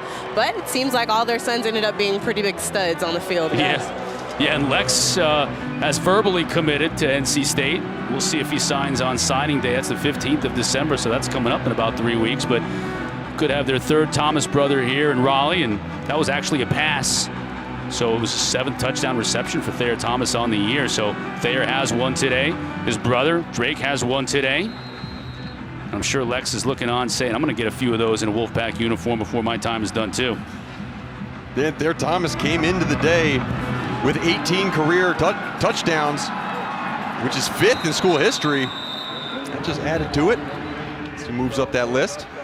Hey, Monday night we got a college basketball doubleheader, Charleston Southern and Georgia Tech at 7. Then our featured game follows. Coach K, number 7 Duke, hosting the Citadel at Cameron Indoor. Both games are right here on the ACC Network and on the ESPN app. This area of North Carolina this time of year, Mark, I mean, there was a game at Cameron last night.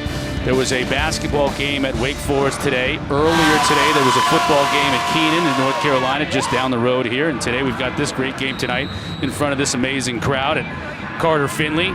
There's always something going on here on the Research Triangle this time of year. Syracuse has got to get something going on right now. Schrader hits his receiver. That's good. And that'll be an 11-yard gain. Devon Cooper on the catch.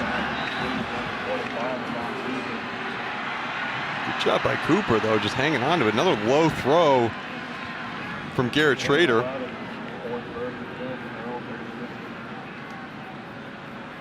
Cooper began his career at Arizona, went to UTEP, transferred in his first year here at Syracuse. And with Taj Harris transferring out, Trevor Pena injured. They need receivers to step up. Daniel Joseph on the tackle.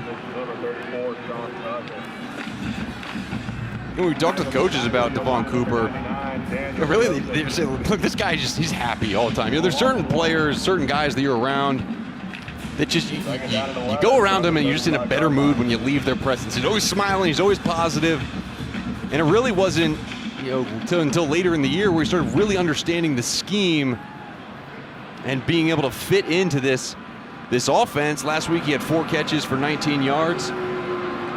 Today he's already had 2 catches for 17. Schrader again to throw. Ethan Fischler on the receiving end. Spreading it out to his receivers, 5 yards on the pitch and catch. Run out of bounds by number 12. Final minute of this third quarter. Bring up 3rd down and 6 from the 40-yard line. Lead was 21 at the half. NC State has extended it to 28. Still with hopes of winning the ACC. It would be their first title since 1979. Got to win this week and next as well, though, just to have a shot at it. Schrader quickly out. That's again Cooper.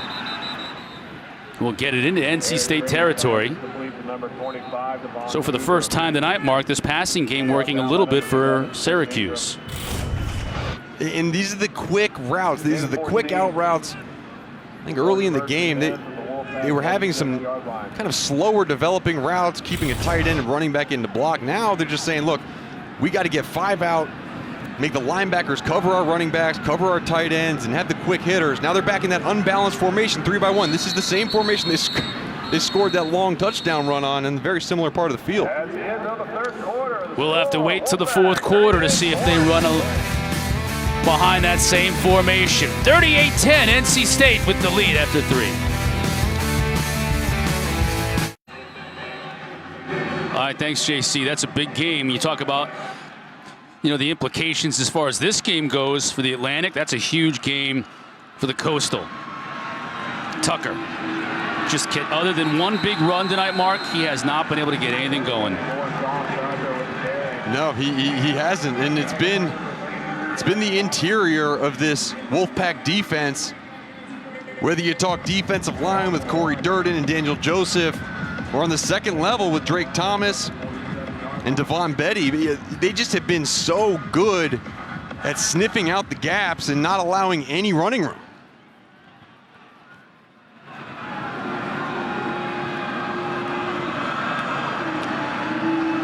Schrader's going to keep it outside, inside the 40. Got a block downfield. Gets it down to about the 28. And there it is, right? That's the other one. That's the thing we haven't seen enough in this game, is the pull and the Schrader run for big yardage. Betty got stuck on a block, and Derek Pitts, good job of pulling up. And that would have been a penalty. Learned from a mistake earlier in the game. And they're living in that 3-by-1 set. It's easier to see what defense NC State's in. That's going to be a hold on the edge. Tucker got about 4 yards, but they'll bring that one back. Holding, offense, 10-yard penalty, so first down. It was Matthew Bergeron, number 60. Really just tackled Levi Jones on the edge.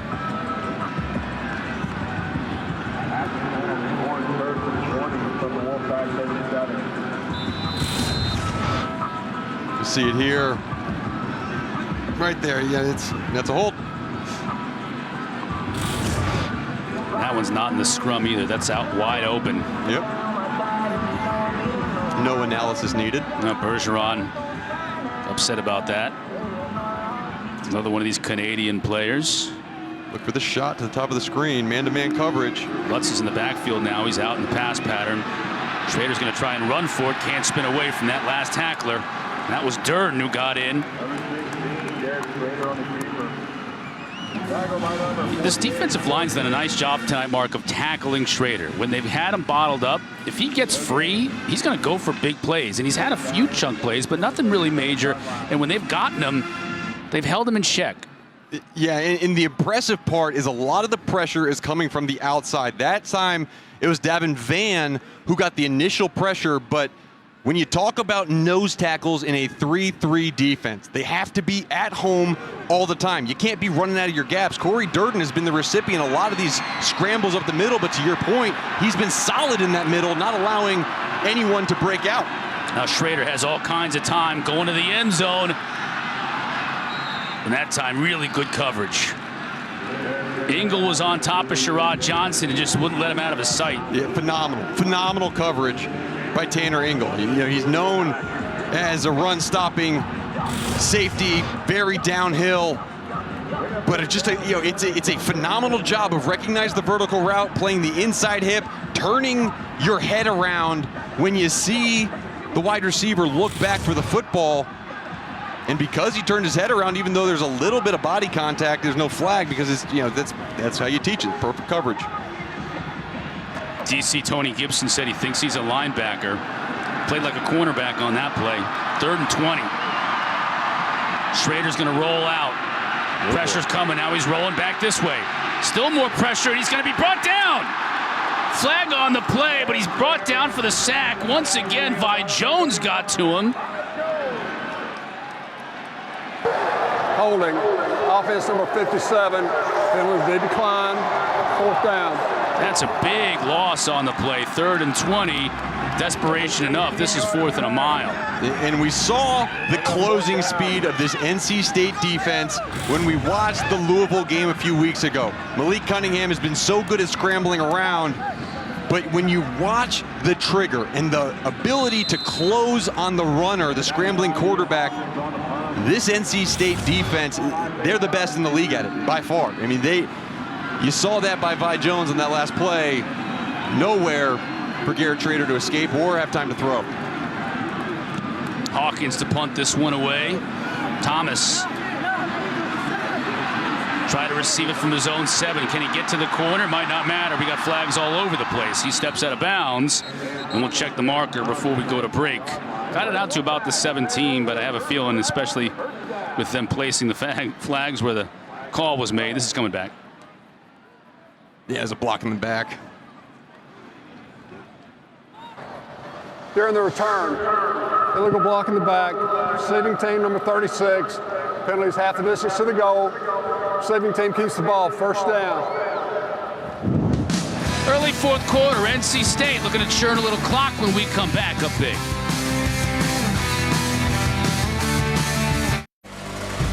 Tonight after Virginia Tech and Miami, the huddle quartet of Jordan Cornette, Eric McLean, E.J. Manuel, and the coach, Mark Richt, back with complete breakdowns of all 7 ACC games today. The huddle right here on the ACC Network and on the ESPN app. Jordan Houston in the game now, a tailback for NC State. He'll get the carry here. Snakes his way for about 5 yards. It took NC State a little while to get going, Mark, but once they did, midway through that second quarter, you got the big play to Thayer Thomas. You had the kickoff return for a touchdown from Bam Knight, and then you look at their last 4 possessions, very effective. Yeah, very effective, and that's been the story the last couple of weeks with NC State. Both teams had a slow start last week in that Wake Forest matchup, and then it was right before half with 2 minutes and 30 seconds left. It was touchdown, and just the cap came off. They've played really good complementary football. You talk about all 3 phases working together. I mean, special teams you just can't not notice the production in the return game for NC State in the last 2 weeks. I mean, it's phenomenal, and that's the type of stuff you want to start taking place right now. November is when you want to have everything start coming together, especially in the return game. Take a little bit more pressure off your offense and your defense. And especially when you're still alive for championships, as NC State is as far as the ACC is concerned, and they got some big fish to fry still on the horizon. 3rd and 1 here. Leary to throw. Has a receiver wide open. Penix flagged down as Penix is dragged out of bounds after picking up the necessary yards for the first down, but let's check that marker. 19 yards on the completion. Marker well downfield. Offensive pass interference, number 88. Penalties half the distance to the goal. Still 3rd down. On Devin Carter. Let's check in with Jalen on the field. Guys, Christopher Tootle is out of this game with a shoulder injury and will not return. All right, thank you, Jalen. You saw Tootle with that injury down here near the goal line. It's a shame we won't see him anymore. He's had a really good game. Yeah, he has, and it's that position that Trent Penix also plays. And a lot of times when you have that kind of swing player, that H-back, that tight end position, you usually have one of them, right? And that one guy is so important. NC State's developed multiple guys like that, and a lot of that position are former quarterbacks, former wide receivers that were a little big, a little bit athletic, that they've made into this versatile H-back position, and they've been very, very productive. Dump off to Houston. He won't get nearly enough to pick up that first down. Marlowe Wax was on coverage and made the stop, so the Syracuse defense is going to force NC State to punt from their own end zone.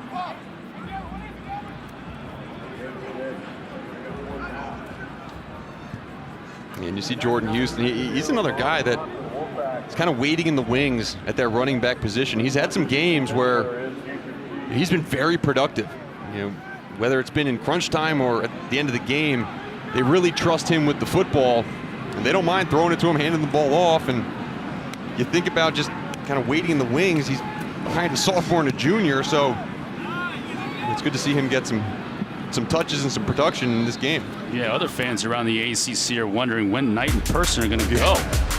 They still got eligibility left. 38-10 here in the 4th. Congratulations, the NC State women's cross-country team, national champions. They won the championship this morning, placed 5 women among the top 32 to outlast BYU, so congratulations to the Wolfpack. You know, we had Jim Phillips, ACC commissioner, up here. We saw him in the booth today. He's at this game, and this just goes to show you how wide-ranging the sports and the success stories are in this conference. Women's soccer, fantastic. Now we got 7 teams out of the conference, too, that have become bowl eligible. Yeah, it really is true. I think a lot's made of the ACC with the football and not having someone competing for that playoff spot this year, but this is probably the most balanced we've ever seen, well, at least in the past 10, 15 years. We've seen this league in football. And then when you look outside of football, especially in the women's sports, I mean, it is such a dominant conference in a lot of the Olympic sports. And it's great to see. Yeah, had great baseball. I was going to say last spring, NC State, team that really had their dreams cut short with a positive test for COVID as they made their way through the bracket in Omaha, and were just one win away from getting to the championship series before their season was cut short. They were celebrated today here on the field. ACC's a dominant lacrosse league. Here's Schrader. He's got a block downfield. Stays in bounds, and he'll score. Well, he got a great block downfield, Mark, and the athleticism he showed to stay in bounds. I thought he was going out at about the 15. Instead, he turns it into a big run and a score. And the speed. Yeah, Garrett Schrader, 6'5". He's got those long strides. But this is what Syracuse needed in the first half. And you see him run away from Drake Thomas, who's chasing him. Drake Thomas is a fast linebacker. And that's the type of plays that Syracuse can have. You know, we talked about how they score from outside the red zone all the time. It's just there's no consistency, right? We haven't seen the consistency in the drives, and that's the difference in the game. Nice job by Mike Midkiff, the holder, to get that hold down. Point after try is good. 38-17, Syracuse is hanging around.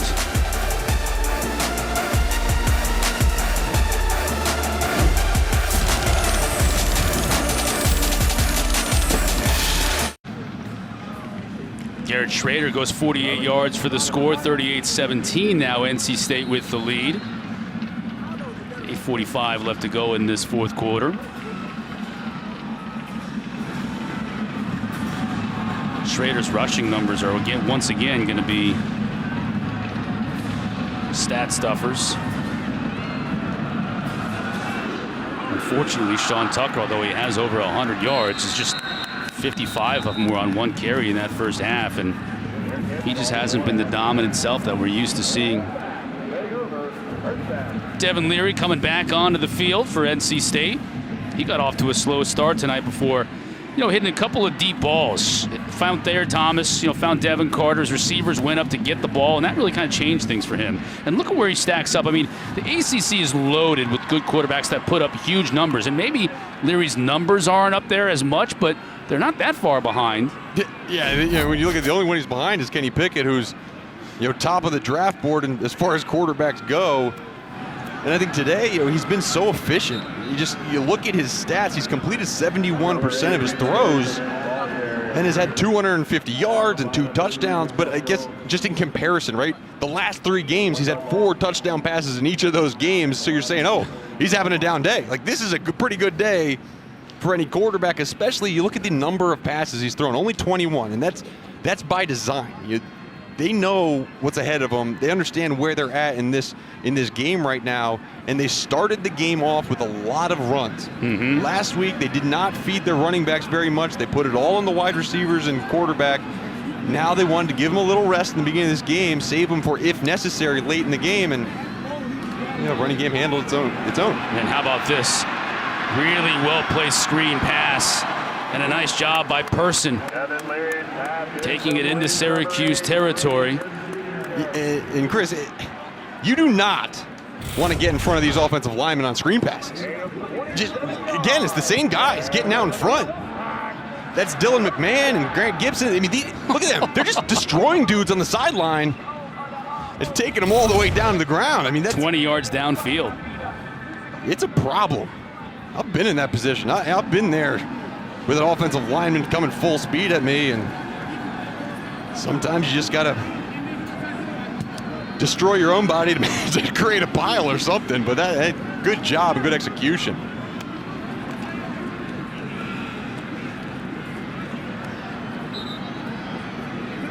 Person showing patience, give him a couple of yards. That's the 25th carry of the night for NC State. And that doesn't sound like a lot for a lot of teams, but I think it is for them, Mark, when you think about what they've done over the last month or so. Yeah, and just, again, you look at last week. Bam Knight had 2 rushes for 4 rushes for 30 yards. Ricky Persons had 8 rushes for 36 yards. And you talk about 25, that's where they need to be. That's kind of the sweet zone. 25 to 30 combined for the backs. Right about 50% in terms of pass play selection and running the football. Goes to the second level. That's a beautiful play. That was a great decision by the quarterback, wasn't it, Mark? He could have dumped it down low. He had Penix, but instead he decided to go up top to Porter Rooks and get a bigger chunk play. That's the vision. It all works together. You see Penix coming across the middle. Defender's eyes are on that low route. Good job of finding his receiver on the back end. And we talk about the run setting up the pass. That was a perfect example.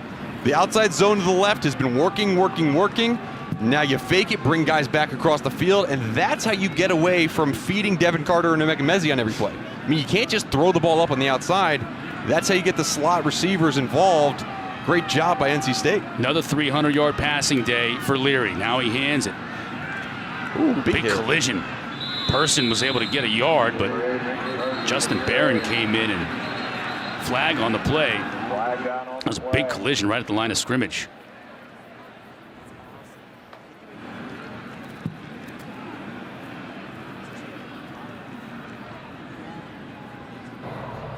After the play, unsportsmanlike conduct, number 11 on the defense. The penalty is half the distance to the goal. Carries the first down. That's number 11's first unsportsmanlike conduct foul. Unsportsmanlike going against Jihad Carter.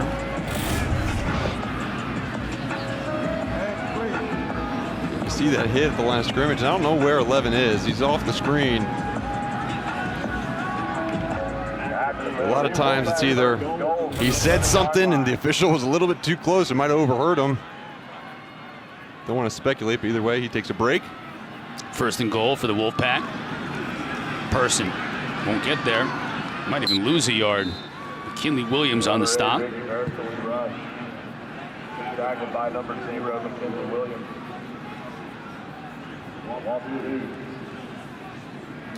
Second down and goal from the 9-yard line.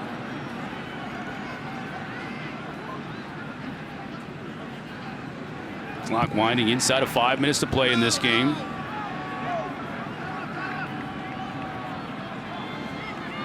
Send you back to the studio when we're done. They've got a lot of updating. Get you caught up on what happened earlier today with Wake Forest and Clemson. Night game. Leary to throw. And his receiver got cut off that time trying to get it to Carter over the middle. Yeah, and as Devin Carter was trying to get around the defender, he just got locked on him, wasn't able to get his head back around. Third down and goal for the 9. And you know, the way this game is wrapping up, it looks like the Wolfpack's going to come away with this win. And you know, where's that leave Syracuse? You know, again, they're stuck at that 5-win mark, and they're still going to have to, again, scrap together a win at the end of this season to become bowl eligible. Yeah, they get Pitt inside the dome next week, Mark. Yeah, so that's going to be a nice, easy matchup. Pitt, Virginia, in a wild one, as you would expect right now as we speak. Person is powering his way inside the 5. He'll mark them down at about the 3. It'll bring up 4th and goal for NC State.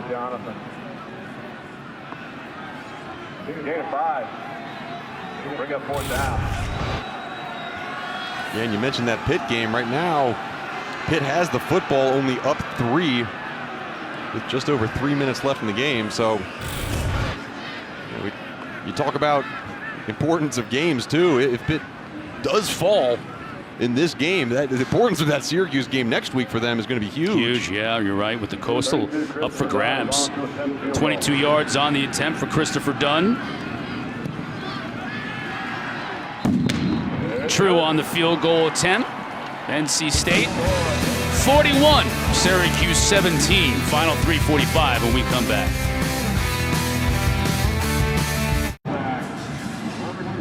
Fourth quarter here in Raleigh, North Carolina. Following the field goal, Cooper Lutz with the fair catch for Syracuse. You know, Syracuse fans won't be happy with the outcome of this game, Mark, but you can't take anything away from the season that young man has had right there. Sean Tucker went over 100 yards today, had the big 55-yard touchdown run, and he surpassed Joe Morris for the greatest single-season rushing performance in Syracuse history. Yeah, you know, there's a lot of talk. You see all those three of those guys on the left wearing that number 44. There's been a lot of talk about upgrading number 34 to the 44, and it's not going to happen this season, but you never know. I mean, you talk about just record-setting performances and record-setting seasons. He's there. He stands alone at the top now in Syracuse history, and he's been so consistent. This is his 20th game playing for Syracuse. 12 of those 20 games, including today, he's at 100 yards rushing, and he came into today trailing Kenneth Walker III by 111 yards as in kind of competition for that top rusher in the country. And Kenneth Walker only had 25 yards rushing today. With the 105 that Tucker's had, he is 31 yards behind the nation's leading rusher. And you look right there, that's the 44 tradition. And you see the last person, Rob Conrad, to wear it in 1998. There hasn't been another player to wear it since it was retired and then unretired. Right. Fumble on the snap. Jacobian Morgan now playing quarterback for Syracuse. Cooper Lutz in a tailback. And, you know, Coach Babers talked about that and the fact that there's no real rule, hard and fast rule in terms of who gets to wear it or how you assign it. But Babers said, look, if I'm going to assign it, I'm certainly going to talk to Conrad and the families of Floyd Little and Jim Brown and whatnot and find out what their feelings are about Sean Tucker. And by all accounts, I mean, Sean Tucker is a leader on this team. I don't know why they would have any reservation about allowing him to wear number 44. Yeah, again, the only thing I can think of in my mind, right, is like, he's only a freshman. Say he has a down season. You don't want to see a down season with anyone in 44. He's technically a freshman, even though he played last year, and he's played this year. He's coming close to 2,000 yards total rushing yards in his career, and he still has so many years ahead of him, Mark, if he chooses to stay here at Syracuse, which I have a feeling, you know, he has to stay one more year. He can't go to the NFL yet. So he's got to go one more year here at Syracuse, and then he'll have some decisions to make, assuming, and we hope he stays healthy and as productive as he has been in his brief college career to this point. Yeah, and you had a great question for Sterling Gilbert, the offensive coordinator for Syracuse this week, was, you know, do you feel comfortable giving him that many carries? And Gilbert said, look, man, he knows how to run and not take that big hit. And we've seen it tonight. You haven't seen the big hits happen on him. He has that good forward lean in his run. He hugs the hips of his blockers, kind of gives less space for a defender to hit, and just, you know, phenomenal back. And let's all hope he stays healthy. All right, coming up next, day capped off by our ACC Network primetime matchup. It's presented by Geico. We'll send it to the studio immediately after this game, and then it'll be Virginia Tech and Miami. It's all presented by Geico. As both those teams go into that game 5-5, needing a win to become bowl eligible. J.C. Price is coaching Virginia Tech with Justin Fuente and the Hokies mutually agreeing to step aside from each other. Get a closer look at Sean Tucker there.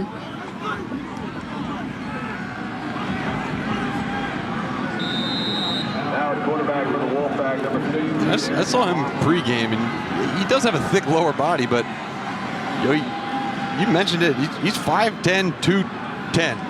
Every running back in college football is 5'10", 210, right? But he just has that burst. He has something special about him.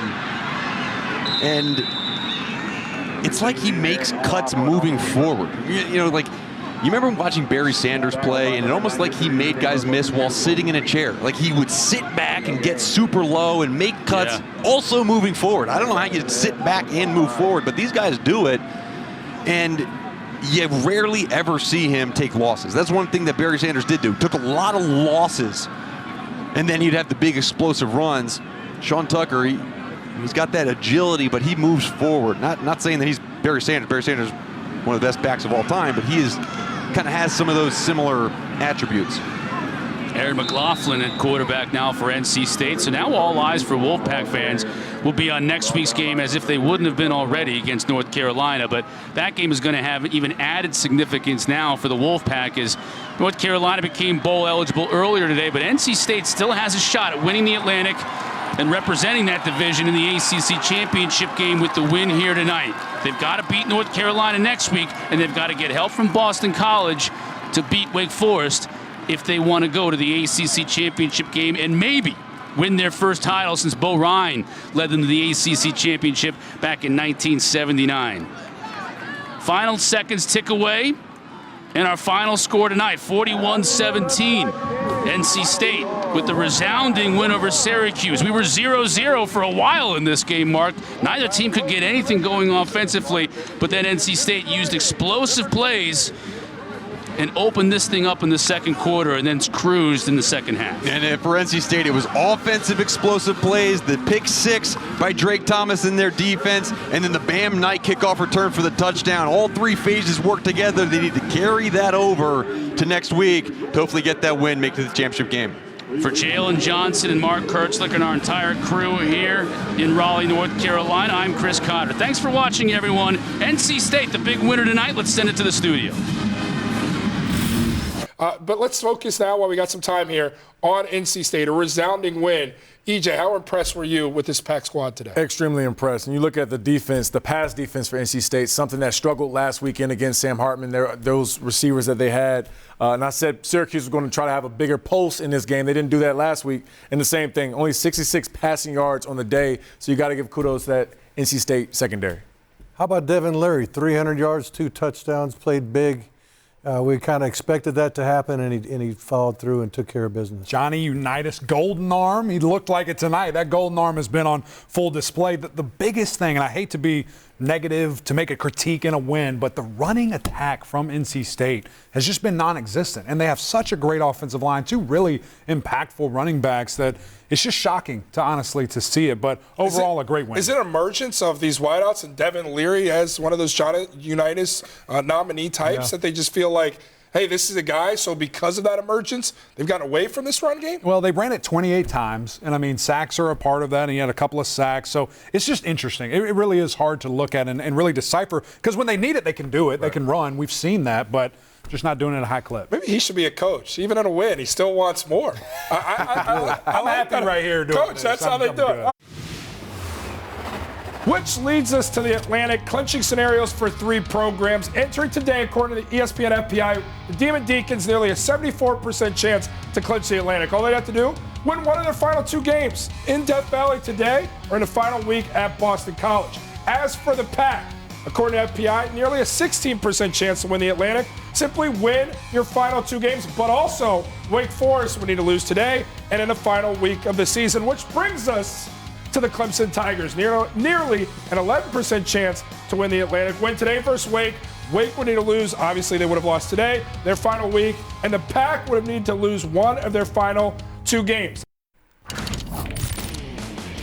All right, so Wake, an opportunity to clinch the Atlantic with a win. All you got to do is go into Death Valley and get it done. Sam Hartman, they call it Moss because you simply want more. Could he give it today? We shall see. James Skalski, his family's on hand. You know he was going to put on a show. Early on, getting home, celebrating early leads to a 3-and-out for Wake. DJ Uiagalelei out here getting money, making plays for the Tigers early. Eric, he looks strong. Yeah, you love to see this. Probably the best play of the year for DJ when you talk about creativity and really seeing all of his talent on display. You see the strength right here to evade a couple of different tackles, run through guys, and then the vision. Keep your eyes downfield, and that Cali connection is so sweet. Hey, when you got confidence, it's real simple, Eric. Shift happens. No, I mean it, really. Will Shipley into the end zone for 6. Clemson leads 10-0 at this point. They want more, Will.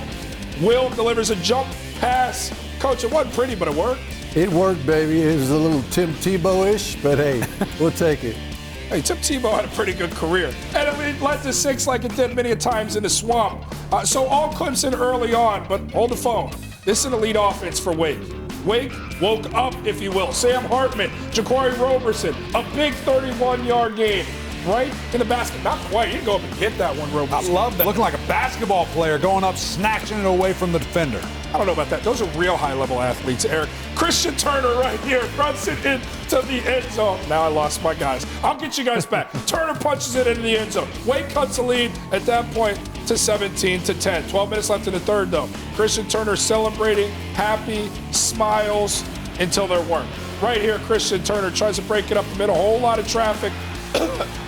Cost that thing up, forced by Miles Murphy, recovered by Balin Spector. Clemson in business. They recovered deep in Wake territory.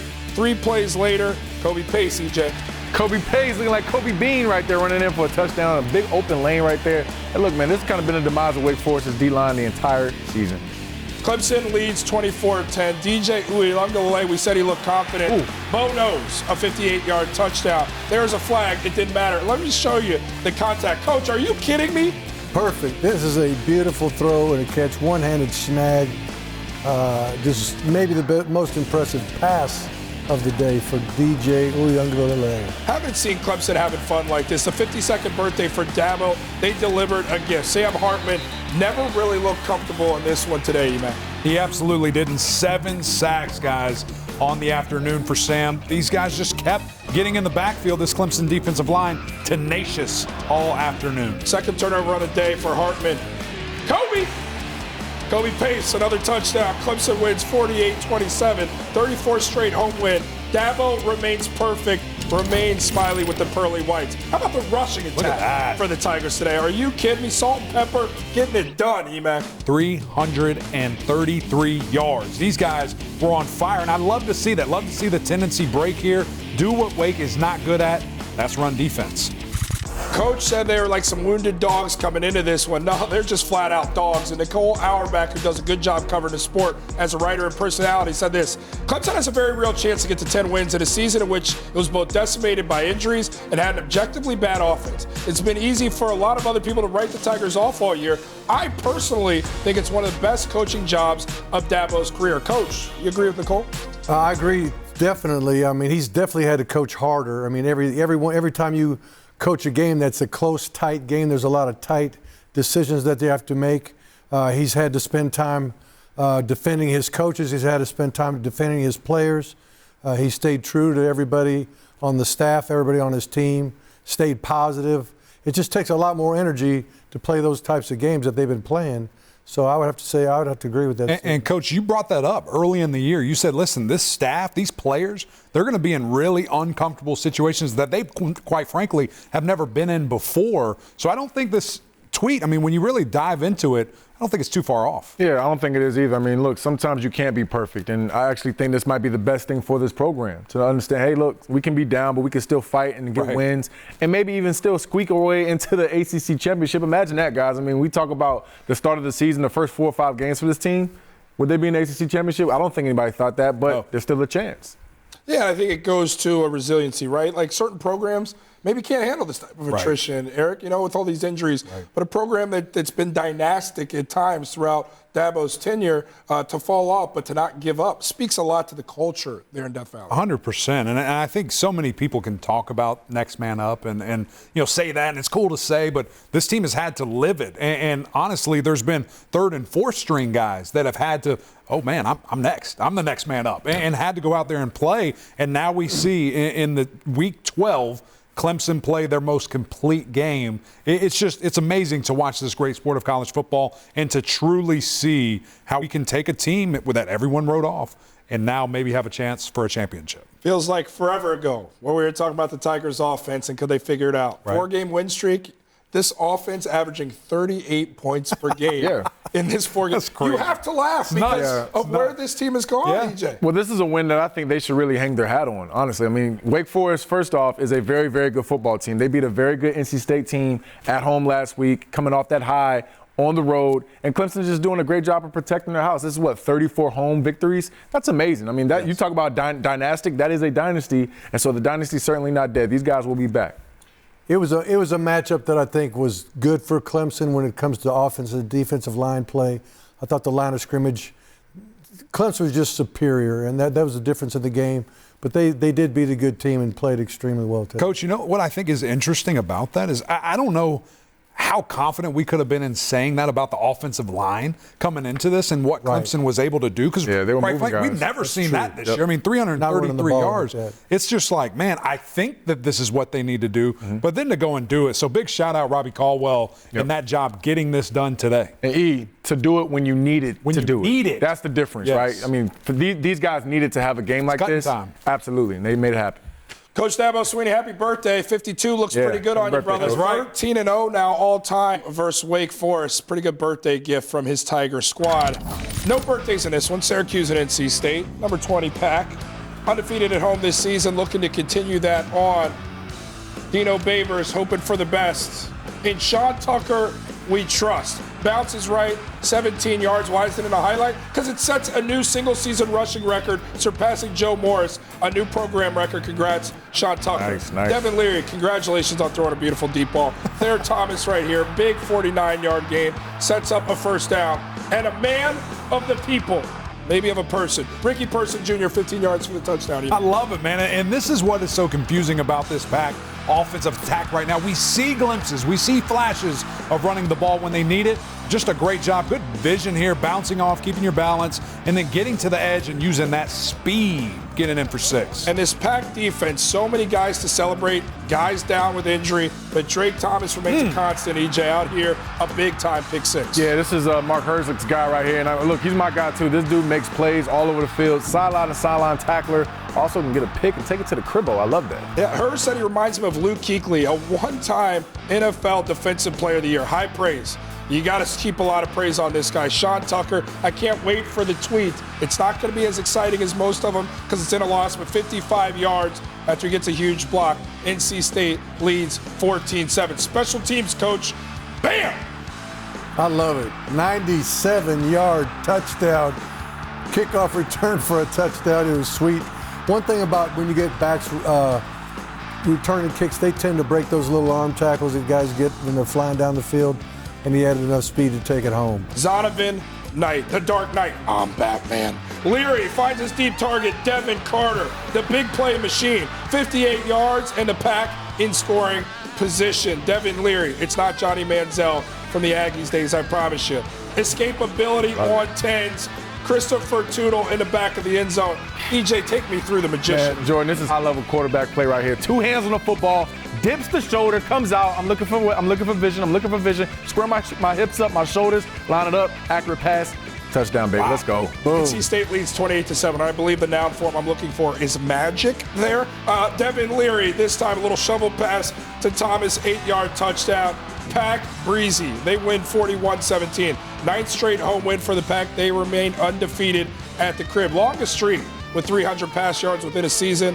As you take a look at the last 15 seasons, Russell Wilson, 5 straight games. Devin Leary, hold my beer, 5 straight of his own. Hope he's 21. Can he get to 6? We'll wait for next week. Big game for the Pack. They look to stay alive in the Atlantic with UNC on deck. A rivalry game and an opportunity to maybe still win the Atlantic. Needs some things to settle a certain way. Jalen Johnson, Coach Dave Doran, postgame. Coach, congratulations on the win. Offense was a little stagnant in the beginning. What changes did you see Devin Leary make to get you guys on the board?